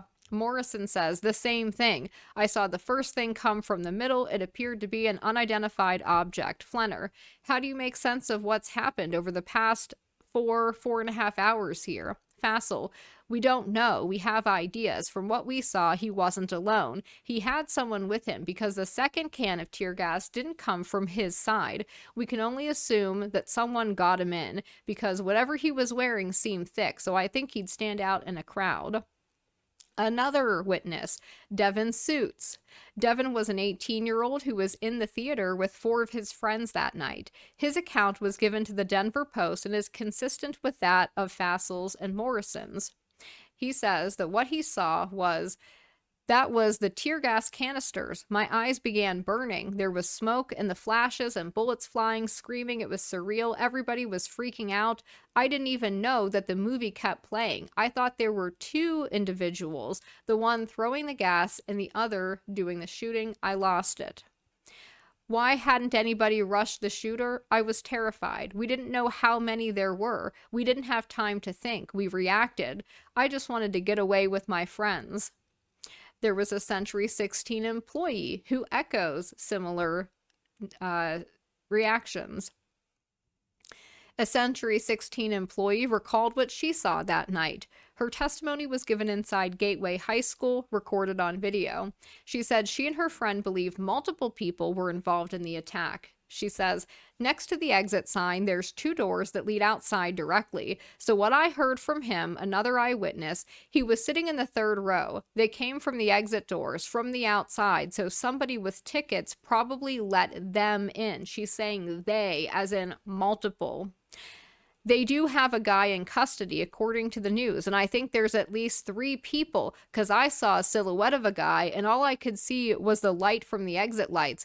I saw a silhouette of a guy, he was in all black, and there's 2 people on each side of him. I think they were the only one with their firearms going off at the time, but they definitely threw smoke bombs, and they threw one other thing, and they were hiding behind the screen, which there is there's a space where you can go behind the movie screen itself. There's like a little catwalk type area. So she mentions at least 3 other people. I find that to be interesting. Then there's Abigail Quezada. Abigail lived across the street from Holmes. She told Fox News' Griff Jenkins what she saw around 7 p.m. on July 19th, 5 hours before the event. She says 2 persons, James, what's the name? Jenkins tells her James Holmes. She says, yeah, him and another guy. They started running down 17th Avenue to his apartment. So she saw Holmes earlier that night with another guy, and they were running towards his apartment. She lives across the street from where he was living at the time. Who was this person with Holmes, and why were they running? More overlooked than the reports from witnesses inside Theater 9 are the ones from Theater 8. These witnesses report seeing a flash of light moments before bullets started streaming in from Theater 9. Additionally, an officer overheard on police scanner that night reported his findings from witness interviews by indicating a perceived presence of an assailant in Theater 8. Quote, I don't know if this information's already been put out, but I'm talking to people making a statement. Sounds like we have possibly 2 attackers, one that was in Theater 8 seated, another one that came in from outside into Theater 9. Sounded like it was coordinated. So that was overheard on police scanners. So now let's talk about the witnesses from Theater 8. We have Steve Ostergaard. Ostergaard is a teacher and was sitting on the right side of Theater 8 with about 10 of his students that night. He says about 20 minutes into a movie, there was a scene where they were in a bar and there was gunfire about to start erupting. At that point, to the right of us, right by the stairwell, all 12 of us heard hissing and then started seeing smoke. And we saw a boom and a flash. At that point, we heard what we thought were firecrackers. Was part of the stairwell blown off like I thought I saw? Because I saw an explosion. So what really happened? Because it was dark in there. That is a direct quote from him. And that was from Theater 8. So obviously something was thrown into there before what, happened in Theater 9. Then we have Rachel Fideli. Fidelity was also in Theater 8. She reported, "We had heard about 2 pops, then there was a big cloud of smoke, and then there was another pop and more smoke. We had no idea at all that there was anything happening in Theater 9. We thought it was just an hour theater. No one knew there was something else happening in the theater next to us." Huh. Was it, like, seriously, were gas canisters thrown into that theater as well? If so, who did that? Then we have Alex Milano. Theater 8 witness Alex Milano told 9 News' Brandon Rittman, quote, "We were watching a scene in the movie. It was a shootout scene. There were guns firing, and then a loud bangs come from the right side of the theater. Smoke took over the entire theater. It was really thick and no one could see anything," unquote. Then we have Obed Sanchez. Sanchez also described an explosion. He says, "There were explosions behind me, and there was dust, but I thought it was just a normal practical joke, fireworks or something." Then we have Quentin Caldwell. Theater 8 witness Caldwell reiterates that Theater 9 witness Devin Suits reported that there could have been more than one shooter. He says, right before we tried to exit the theater, and then all of a sudden somebody ran in and said, "Don't go in the lobby, he's in the lobby," and someone else tried to go outside and they shut the doors. I don't know why, but they said, "He's outside." So we were scared. We didn't know if there was more than one. Reports from police scanners seem to support this theory. First, Aurora police indicated that after ads and trailers, the 12:05 a.m. screening of The Dark Knight Rises in Theater 9 actually began at 12:20 a.m., when the shooting occurred approximately 18 minutes into the movie at 12:38 a.m. Holmes was detained in the back of the theater, which the police refer to as the East/Sable Boulevard side. Alameda Avenue runs east to west, just north of the theater. At the 4:18 mark of the police scanner audio, they say, "We've got the back covered and the south side covered." Another one says, "Lincoln 25, I'm being told he's in Theater 9. Then we have 16 Adam, "I need a marked car behind the theaters. Sable side, got a suspect in a gas mask." Another guy says, "Is that the dude in the white car you're by?" And then the other officer says, 311, hold the air 1 second. Cars where that white car is in the rear of the lot. Is that a suspect? Officer 2, yes, we've got rifles, gas masks. He's detained right now. I've got an open door going into the theater. Officer 1, okay, hold that position. Hold your suspect. So he is identified as being inside the white vehicle. He was sitting inside the vehicle. But the official story is that he was standing outside of the vehicle with the door open, literally just standing there in his full gear. Very odd.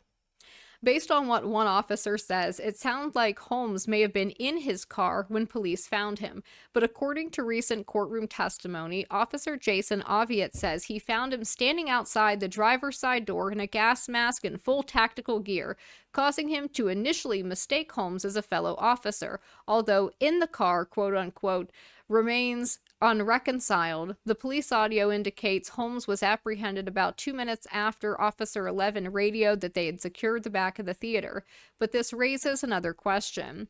If police had the backside of the theater covered before they discovered Holmes, did they not initially see him because he was still inside the theater? Or was he somewhat concealed in the confines of his car?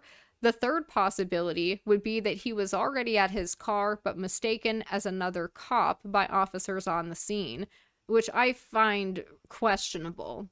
Skeptics who believe Holmes was inside his car when police found him, possibly drugged up as a patsy, cite the broken passenger side windows on his car as well as a spine board beneath the car for medical transport, which was also unexplained. They never explained why that was there or under the vehicle.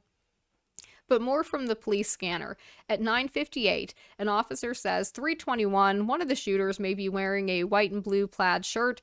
Dispatcher, copy, outstanding shooter possibly wearing white and blue plaid shirt. At 11:44, they say, suspect saying he's the only one, but I'm getting conflicting suspect descriptions from the witnesses out here. At 17:42, we have Cruiser 49. I'm already identifying parties who saw the entire thing as it unfolded, so cars continue to stop people and ask questions as to what they saw. At 24:15, we hear TAC 21, Denver TAC 21. One of the construction workers said somebody just came booking out of the parking lot. Male, red backpack was all they saw, headed towards Alameda. At 24:35, we hear Victor 1, we have an RP for a male dressed in black with a black backpack going to the northeast. Dispatcher, copy all units on Blue Southwest. Denver TAC 21 stating a male with a red backpack and another one, possibly in black clothing, headed towards Alameda. At 25:01, we get K. Suspect is going to be a male, unknown race, black camo type outfit, believed to be wearing a vest, gas mask, multiple long guns. At 31:13, suspect in all black, black tactical vest, black tactical helmet, gas masks, full tactical gear with at least one handgun, possible shotgun, and possible other long gun. At 45:28, we get Metro 10 to people with those key witnesses that were inside the theater. We need to start quickly as possible getting suspect descriptions because we initially got some conflicting information. I want to make sure we're not looking for anybody else. At 56:39, we hear 3:21, I had another witness say green camouflage pants. At an hour 16 and 16, we hear yeah, I don't know if this information's already been put out, but I'm talking to people making a statement. It sounds like we have possibly two shooters, one that was in Theater 8 seated and another that came in from the outside to Theater 9. Sounded like it was coordinated. At 1:16:49, an officer says, I just wasn't sure if we have the information that there's possibly two. Dispatcher, negative, that is new. News break every unit on Blue Southeast, possible second shooter still at large. Some of the news reports from that morning were consistent with what can be heard on the police scanner. ABC News initially reported this as it happened. One suspect has been taken into custody.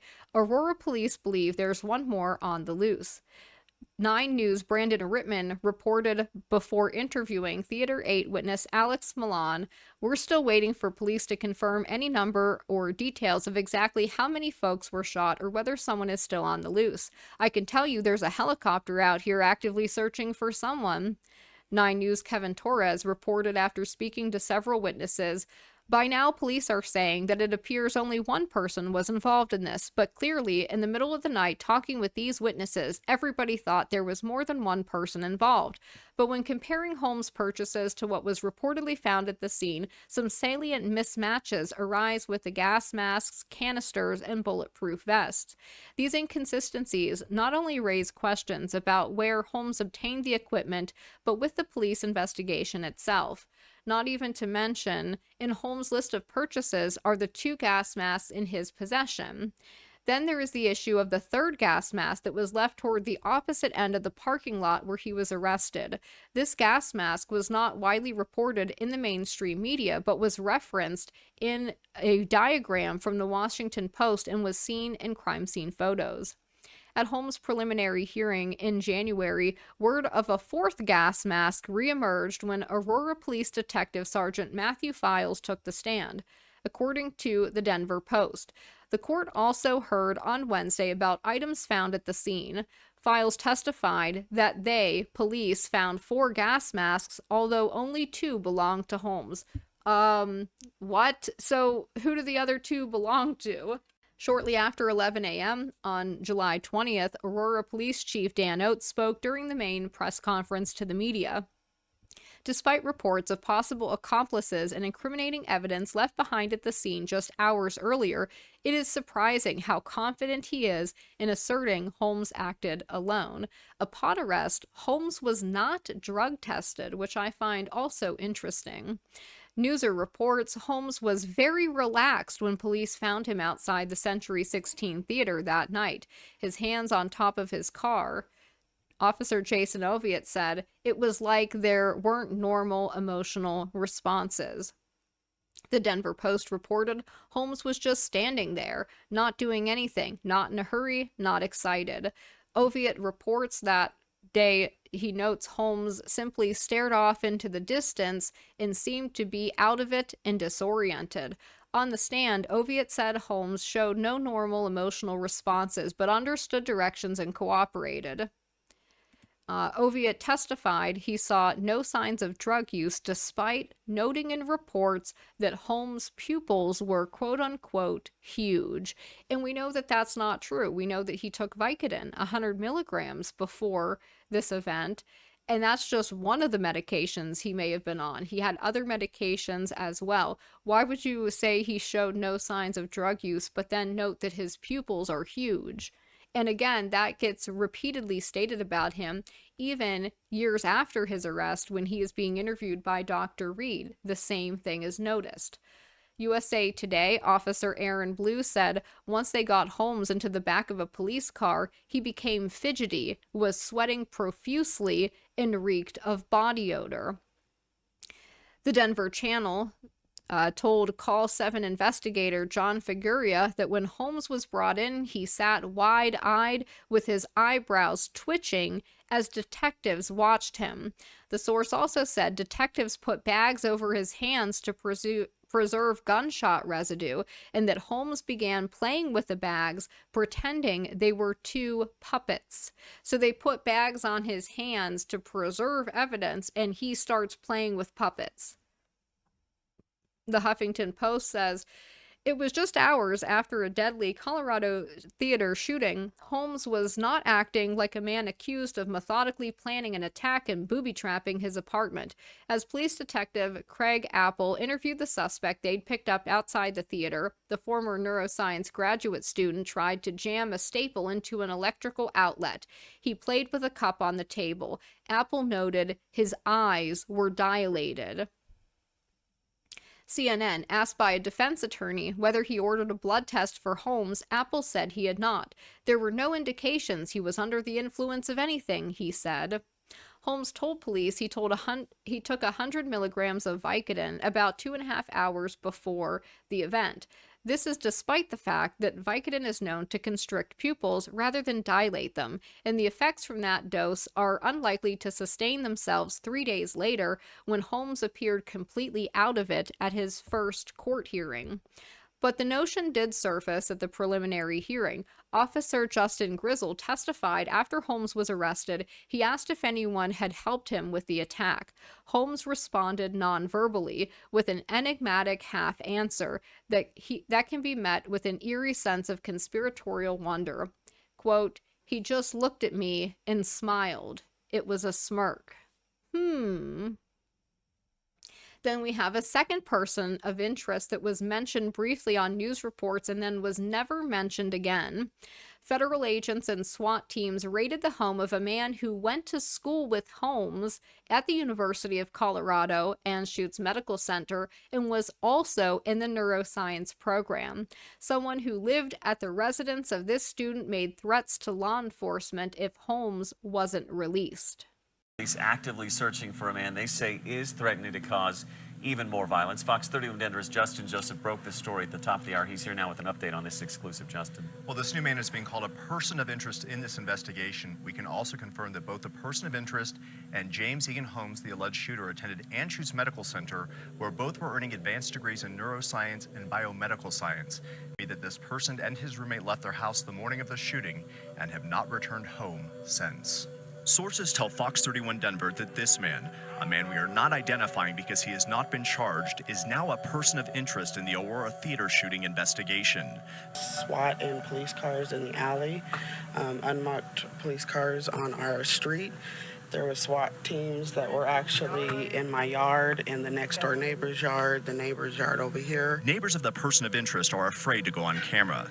They say federal agents and SWAT team members swarmed the man's Aurora house last night. Tell Fox 31 Denver someone made a call from the person of interest's phone threatening violence if James Eagan Holmes was not released from jail. Person of interest's Facebook page shows he has a master's degree in biomedical science.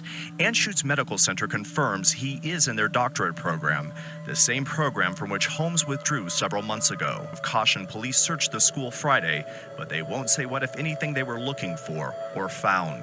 Another interesting thing is the search warrant for a second apartment. This was never followed up on as far as I can see. Holmes lived at Unit 10, which he had apparently rigged and booby-trapped with explosives. Interestingly, police obtained a search warrant for another unit in the same building, Unit number 5. So that's another unexplained aspect to this.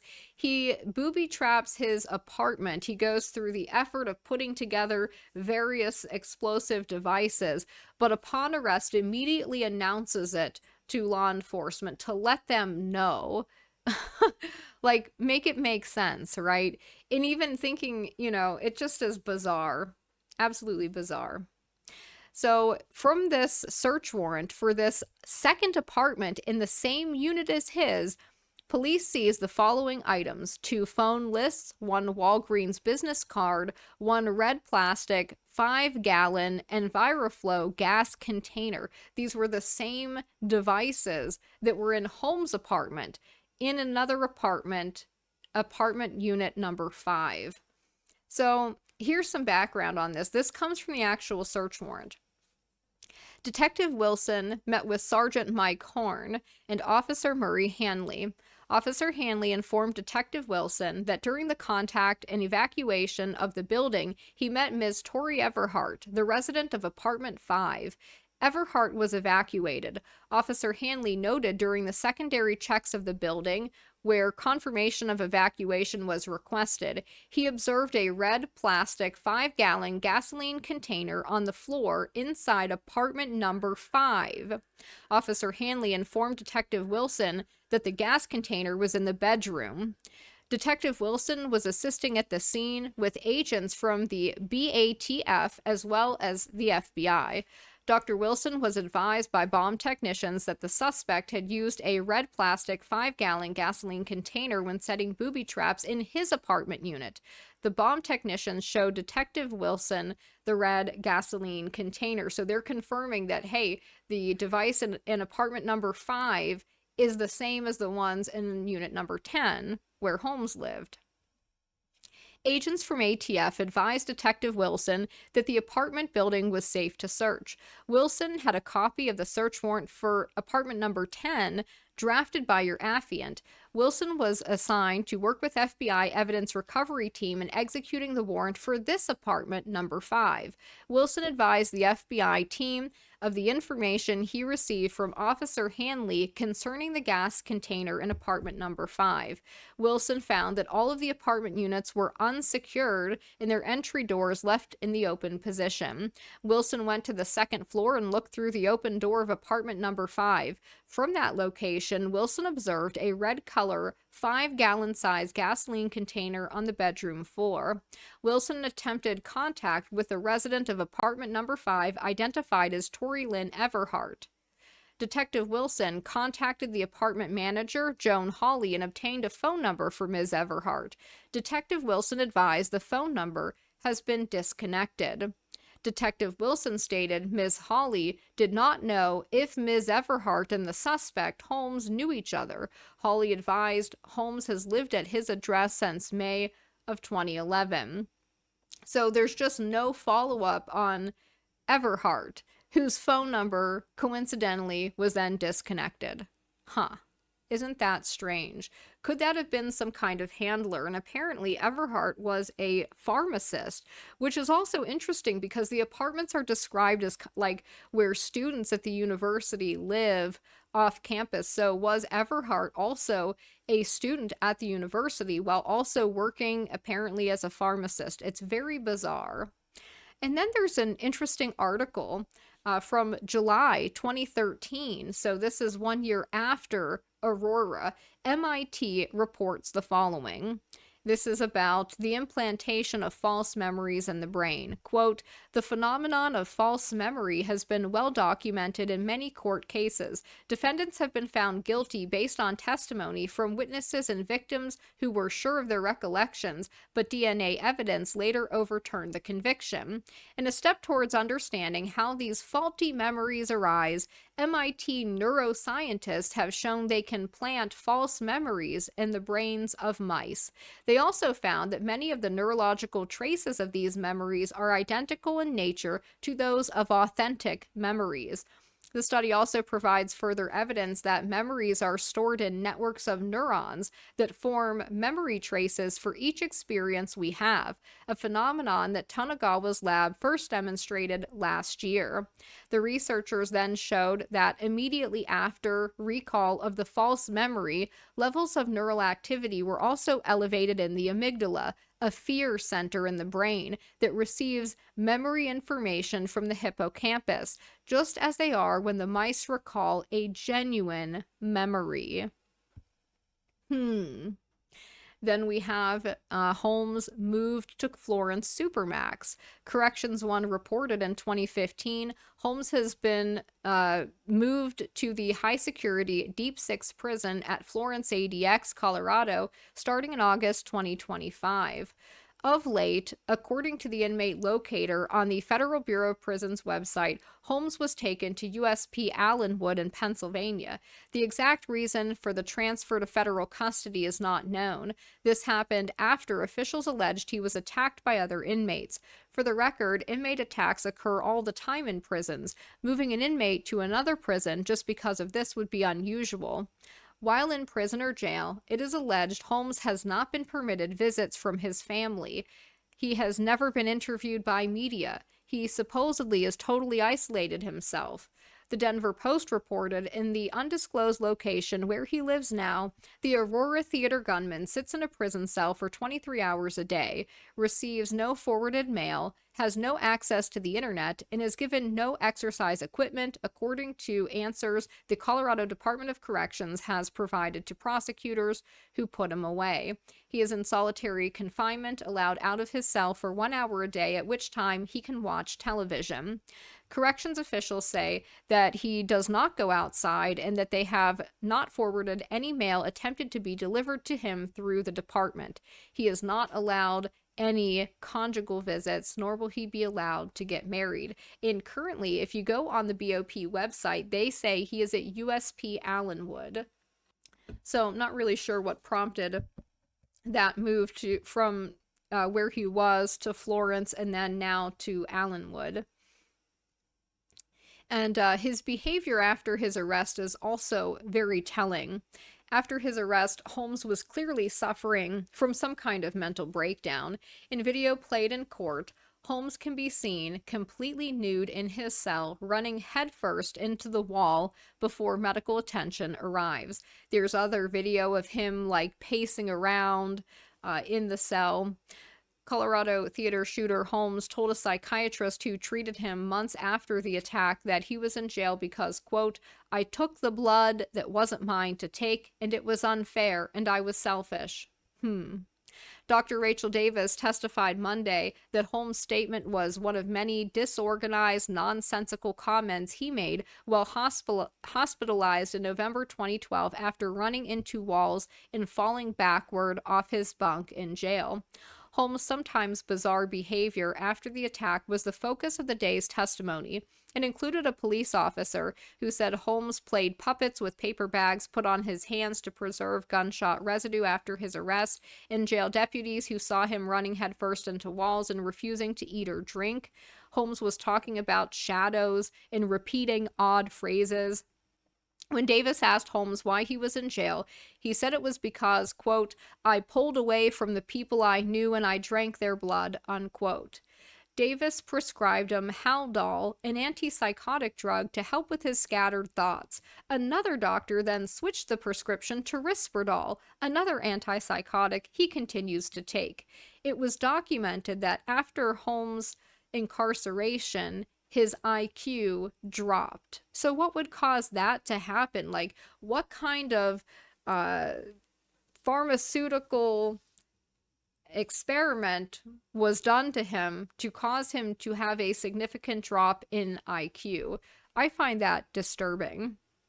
And then there's the Columbine connection. The juror selection process for Holmes' trial lasted 3 months and summoned more than 9,000 candidates, making it literally the largest jury summons in U.S. history. On April 15th, selection ended with a total of 19 women and 5 men serving, so that was done deliberately. There were concerns about the selection of the jurors, as, listen to this, at least 2 from the pool of 12 primary jurors, along with 12 alternates, had ties to the Columbine massacre. So 2 primary and 12 alternates all had ties to Columbine. How strange. Juror number 535 was the aunt of a Columbine survivor, and juror number 737 was a student there at the time and was also a former friend of the Columbine attackers. Wow. Holmes was convicted in August 2015, given 12 consecutive life sentences, plus an additional 3,318 years, a sentence that is pretty much unheard of. I've only been able to see him once. Okay. Do you know what time frame that was? I want to say it was around May 2014. Okay. Did he seem different at all to you? Yes. How? His eyes seemed a lot different, and his whole demeanor in general was a little bit different. In your life growing up with your brother, would you ever say that he was a mean person? No. So the main difference that I noticed in his eyes were that they were almost bulging out of his head. And then there is the whole notebook that he sent to Dr. Fenton. The notebook is short and bizarre. Holmes created a symbol that is visible on the front of that notebook. It is a 0 with a number 1 and an infinity sign, like kind of merged together. He asks in the notebook what the meaning of life and death is. He comes up with a concept called ultraception, which represented a, quote, alternate idea or concept, unquote. When discussing the notebook with one of the doctors who examined him, Dr. Metzer, he claimed he did not remember much about his thinking around the symbol he made and was trying to find a purpose. So we see this a lot with him, where he doesn't remember like a lot of the things that he was doing prior to this, and it seems like he has been kind of coached or told what happened and that he's just repeating that, but when prompted for details, like he doesn't have them. I find that to be very strange. A section of the notebook is called Insights into the Mind of Madness. In it, Holmes asks, what is equal to? And he states all men are created equal, all men are uncreated equal. He has drawings of stick figures with the number 1 under them. He has some bizarre ramblings and is trying to explain his idea of human capital. He has a page dedicated to alternatives to death, explaining how ignoring his problems didn't work, delaying the problem didn't work. He thought if everyone is dead, then there's no need to answer the question of what is the meaning of life. And it's interesting because he claims that he felt like he had to do this event in order to not self-delete, that it was a mission he had to complete so that he could live. He has a page called Self-Diagnosis of Broken Mind, where he goes on to list the issues he believes he has. He writes dysphoric mania, sense-starting sertraline, the generic Zoloft, generalized anxiety disorder, social anxiety, OCD, PTSD, Asperger's syndrome or autism, ADHD, schizophrenia, body dysmorphic disorder, borderline, narcissistic, anxious, avoidant and excessive compliant personality disorder. That's one I've never heard of. Excessive compliant personality disorder, chronic insomnia, psychosis, which he adds since starting the sertraline, trichotillomania, adjustment disorder, pain disorder, restless leg syndrome. He then lists a ton of symptoms that he is experiencing, including catatonia, excessive fatigue, isolationism, avoiding social interactions, brief periods of invincibility, during which time his actions are in hyper speed. He was experiencing this from May to July of 2012, and these periods of invincibility with hyperspeed would last for several days at a time, with possible interludes of catatonia.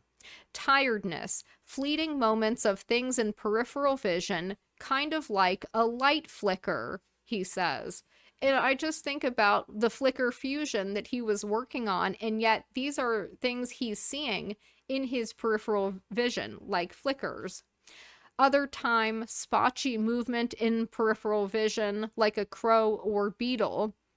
He reports having the proclivity to scan environment with no target or object in mind.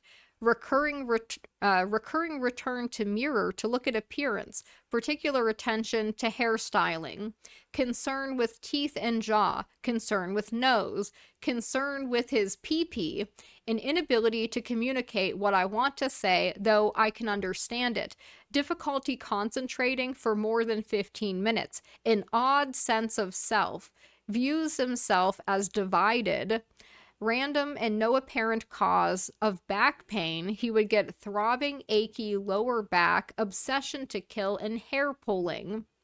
So these symptoms he's reporting are very concerning, and he is reporting experiencing them from May to July. This is while he is being treated by Dr. Fenton, and we're to believe that she didn't see anything concerning here, certainly not enough to actually, put him on a hold of some kind. It's just very weird. In the notebook, he rambles about futility, the butterfly and ripple effect. He has pages of him just writing the word why, over and over all over the page. And this is several pages of it just saying why over and over and over again. He talks about his mission and plan. The notebook seems to be Holmes' attempt to document what is happening to him. He documented how, after Fenton put him on certain medications, he lost the fear of consequences to his actions. It lowered his inhibitions. He writes, no consequence, no fear, alone, isolated, no work for distractions, no reason to seek self-actualization, embrace hatred, a dark night rises. And he spelled night a K/NIGHT, so like night and then nighttime, get it? Yeah. After his arrest, they were calling this the Batman shooting, and a story persisted that Holmes was trying to emulate the Joker. An officer falsely claimed that he identified himself as the Joker upon arrest. That did not happen. The media falsely claimed that he dyed his hair in order to emulate the Joker, but Heath Ledger's Joker had green hair in The Dark Knight Rises, so Holmes had dyed his red, and he claimed that he dyed his hair red because he thought the color red represented strength. And he also made these physical changes to his appearance to try to differentiate between himself and what he called possessed James. He ordered all black contact lenses, and he took photos of himself after he dyed his hair with these contact lenses on. And all of these pictures, by the way, were all taken on one day in July, all on the same day. It's very bizarre behavior. They were, the story is that he was obsessed with Batman, and that's why he picked the Dark Knight movies. But actually, he reported that he only picked that movie because he knew it would be popular and thought it would be full, the theater full, not because he was obsessed with Batman. The media reported that his apartment was filled with like Batman memorabilia and stuff. This was false. The apartment is actually pretty sparse if you look at the pictures from inside it in the video. He does have like an Anchorman poster, and he has a poster for Soldiers of Misfortune. Police only found one Batman mask, apparently sitting behind a TV. Then we have his sanity evaluation with Dr. Jeffrey Metzer. Holmes has a history with psychiatrists and therapists. As a child, he was taken for family therapy related to oppositional behaviors when he was 8 years old, which he says he doesn't remember. He was again taken for therapy when he was 14 years old due to his parents' concern regarding social isolation and para-self-deleting behavior. He was assigned a diagnosis of adjustment disorder, and the family was involved in multiple therapy sessions in later 2001 and early 2002. In the spring of 2012, Holmes went to the University of Colorado Department of Psychiatry due to mental health concerns. He was initially seen by a social worker and then referred to Dr. Fenton. Fenton brought in Dr. Robert Feinstein, and the two of them met Holmes together. He was given sertraline, clonazepam, and then the clonazepam was replaced with propranolol. So, Dr. Metzer reports, during July 19, 2012, Holmes took various pictures of himself on his iPhone. The decision to take these photos was precipitated by receiving black contact lenses he'd ordered about a month earlier. He initially stated he did not remember the reasons for ordering the lenses and did not know the reason for taking these pictures. So he's doing these things and then not remembering doing them. It's very concerning. Holmes later stated that sometime during June 2012, he went online to look at special effect contact lenses. He chose the black ones, called possession lenses, as a way, quote, to differentiate myself from my normal self, unquote. He reported the appeal of these lenses was a feeling like I'm possessed. Just felt right. Possessed in some manner, like I had to go through with it. He states that the pictures included poses of sticking his tongue out, holding his firearm, wearing body armor, and that he thought they would look good to whoever viewed them. He doesn't know why. Holmes dyed his hair red sometime after June 11, although a witness stated that he saw him and had a beer with him at a bar on July 17th, and that his hair was not dyed at that time, that he had brown hair. So they're saying a whole month before that he dyed his hair, and I don't believe that that's accurate. He stated he did not know why he dyed his hair red, although he reported it had nothing to do with the Joker or a fellow classmate and friend who previously dyed his hair red. When asked to speculate why he dyed his hair, Holmes stated, to differentiate myself from who I normally was because I was not my normal self. Questions were asked to Holmes regarding his attempts to physically and mentally differentiate himself from his normal self via dyeing his hair, black contact lenses, and not studying, which will be described in further detail. When asked why he felt the need to differentiate these parts of him, he replied, because the physical attributes are tied to the mental. He described this as a way of protecting his normal self because the other me did everything. He thinks this protection worked because I can blame it on the possessed James. When asked how he was protecting his normal self, Holmes stated he was making sure he was distinct from his crazy self. He reported being unable to state why this was important to him. Holmes called the University of Colorado at Denver the mental health emergency line from his car at the theater at 12:30 a.m., 10 minutes before the massacre. He says, quote, I called for one last chance to turn back. I didn't hear anything. For about 10 seconds, I hung up. It actually, I believe the call was disconnected, or just simply, he said it didn't even ring, like something was preventing the call from going through. He was not sure who he would have asked to talk to or what he would have said.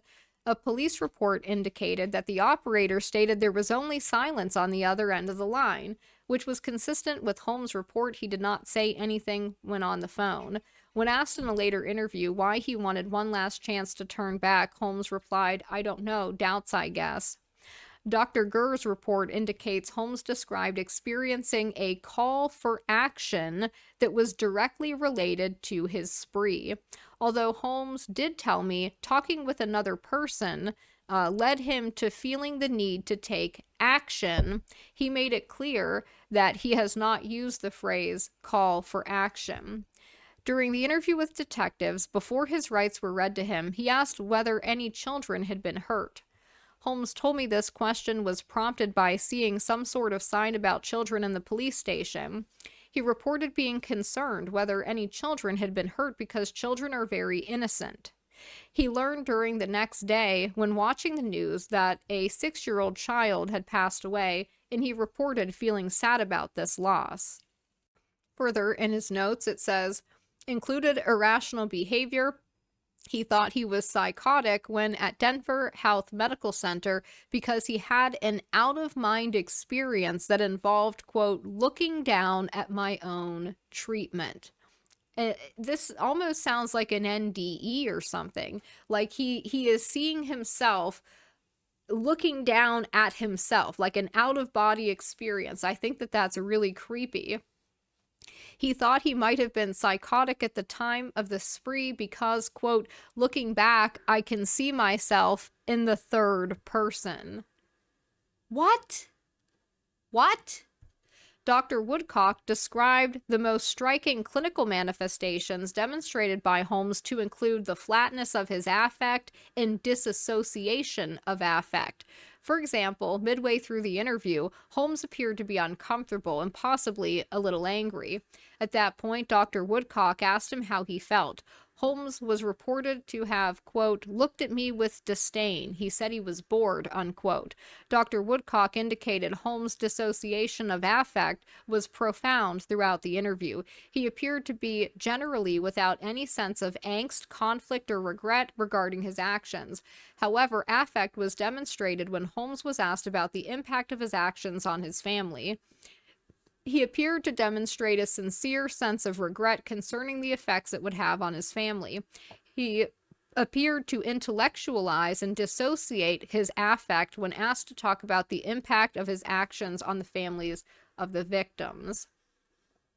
During June 25, 2013, I obtained information from Ewan Moser relevant to his clinical contacts with Holmes during his incarceration at the Arapahoe County Jail. Dr. Moser's psychiatric assessment of Holmes was very limited due to legal issues.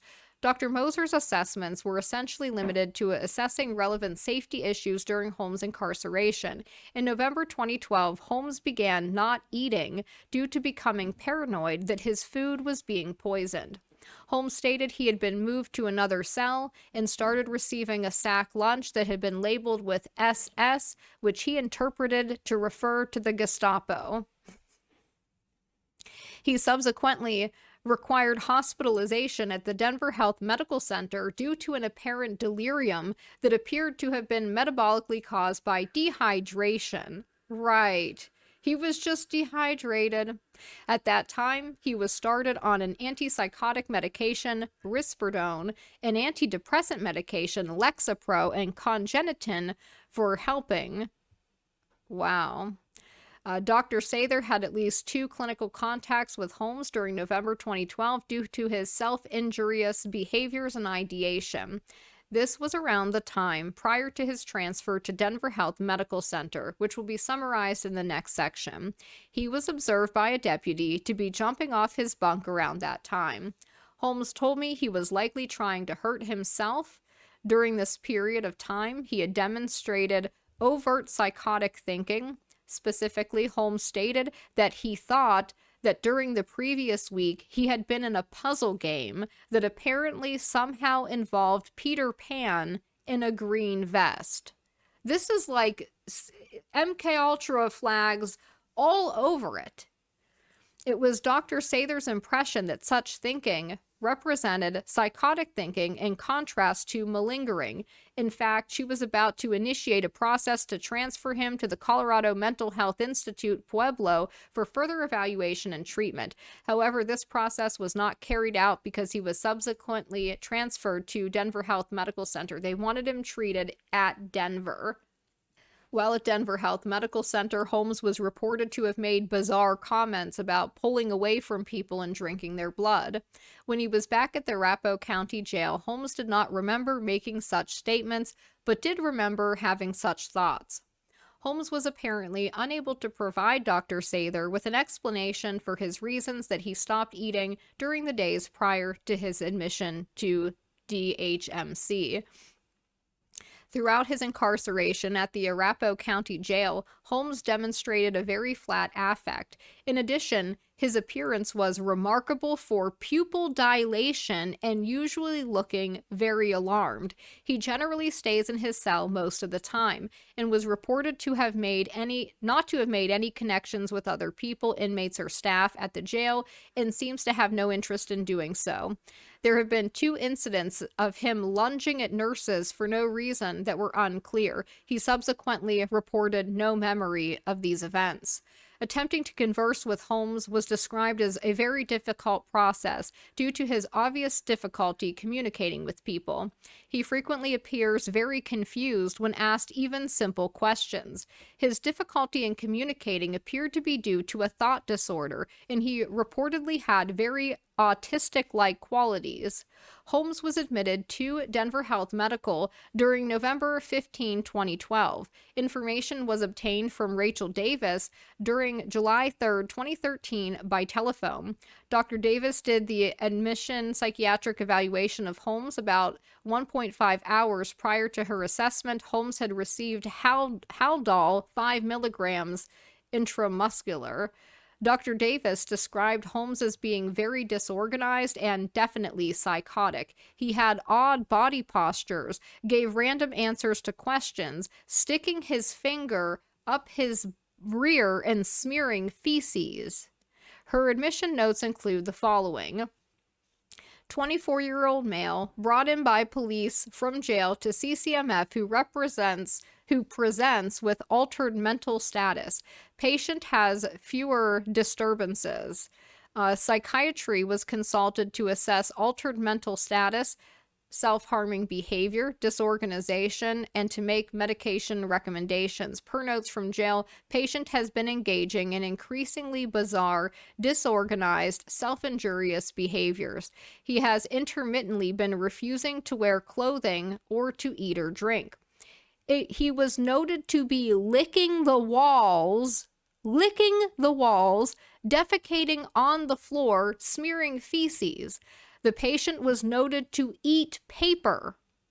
He recently was seen at Denver Health Medical for a CT head/SP standing on bed in jail while facing backwards, jumping off bed onto his back, sustaining a head injury. He has also been banging his head against the wall as well as running towards the wall and headbutting it.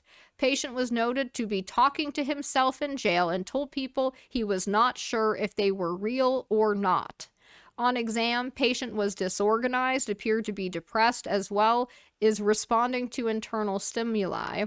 When asked why he's not been eating or drinking, he says, "I don't know what the juice is," and, quote, "I was in a box without any juice and couldn't reach it," unquote. When asked why he didn't eat yesterday, he said, was yesterday? How long was yesterday? He complained of his thoughts not making sense and needing to, quote, be online with what other people think, unquote.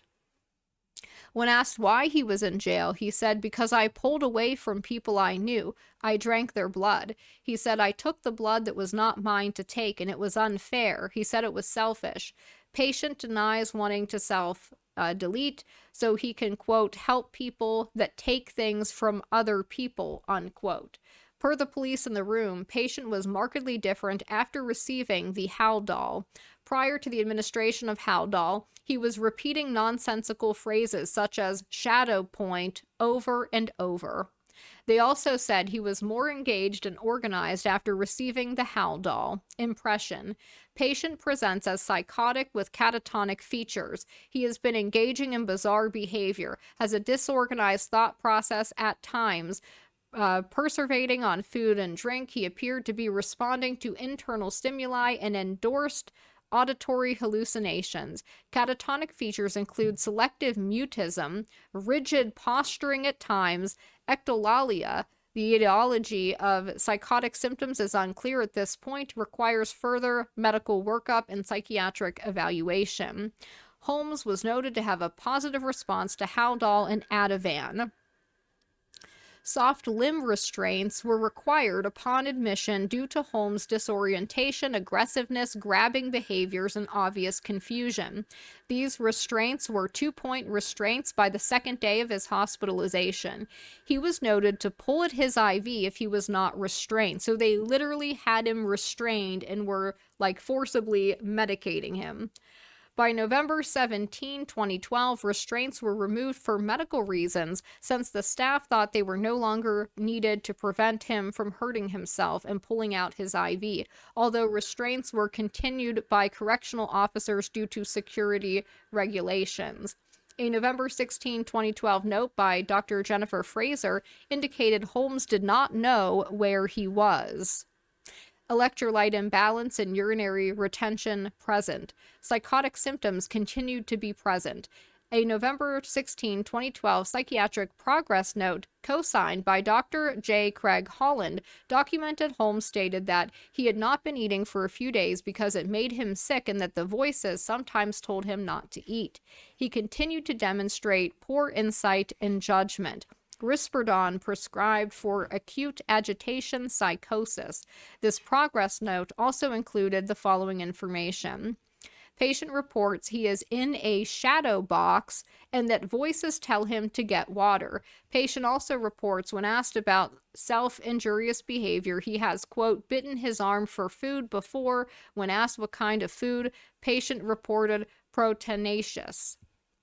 Initial assessment was psychosis not otherwise specified, delirium resolving. During the evening of November 19, 2012, an attempt was made to remove Holmes from restraints due to the clinical impression restraints were making him clinically worse. However, his lower extremities were placed back in restraints after he used them to, quote, flip the blanket over his head, an effectively obscure observation of patient, unquote. Holmes reported he was trying to hide from the shadows. Dr. Philip E. Weintraub evaluated Holmes on November 19, 2012. He was noted to have significantly clinically improved and to have his IV discontinued. He continued to demonstrate memory problems. In his progress notes, Weintraub included the following. When interviewed this morning, patient is alert and oriented to month, year, election results, current location, and type of facility at DHMC. Patient reports voices recently started around the time he hit his head and reports the voices are occurring much less frequently and that at the time of interview he's not hearing any. Patient does not recall ever being treated with psychiatric medications while at a correctional facility. He reports his mood has been all over the place in jail. Patient reports medications seem helpful. Patient did require restraints on lower extremities last evening after using them as a blanket to cover his head, obscuring observation. He reports he was trying to hide from the shadows. He denies current thoughts of self-harm or harm to others, denies visual hallucinations, reports he feels he's being well treated at the facility.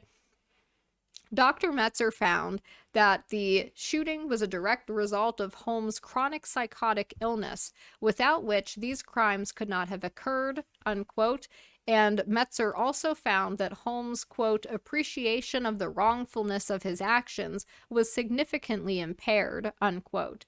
Now, when he gave his evaluation, the prosecution was incensed by it, and they demanded a new evaluation. That is when the court appointed Dr. Reed, who did the 5 several hours long interviews with him and the final assessment. A lot of information in both Metzer's and Reed's reports are redacted, by the way. I think it is concerning how rapidly Holmes declined from a promising neuroscience student to a completely insane, hallucinating, and dissociated man.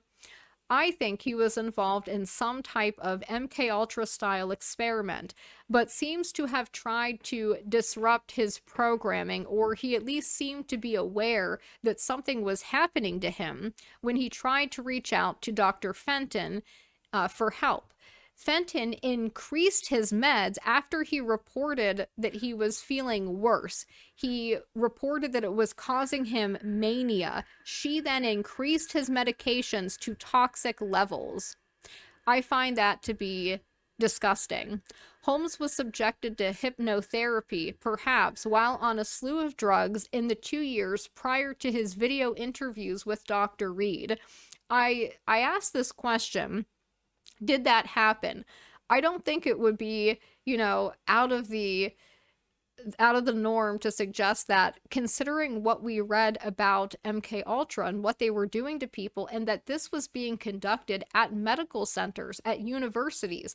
These experiments back then were being done by doctors, by psychiatrists. They were knowingly doing it to people. So the idea that something like that couldn't be happening now, I think is actually very naive. I'm sure that this kind of thing is going on. And so, there's also the reports of other people being involved. I don't know what to make of that. Was he programmed to do what he did? Did he even do it? Or was he just placed outside there in the car, to be the patsy? And when you look at the photos from the back of the theater, there is a trail of blood that goes off well past his vehicle, and you have to wonder whose that was. A gas mask is found over there too. It's all very strange, but I'm interested to know what you guys think, and I hope you all have a good day. Whee!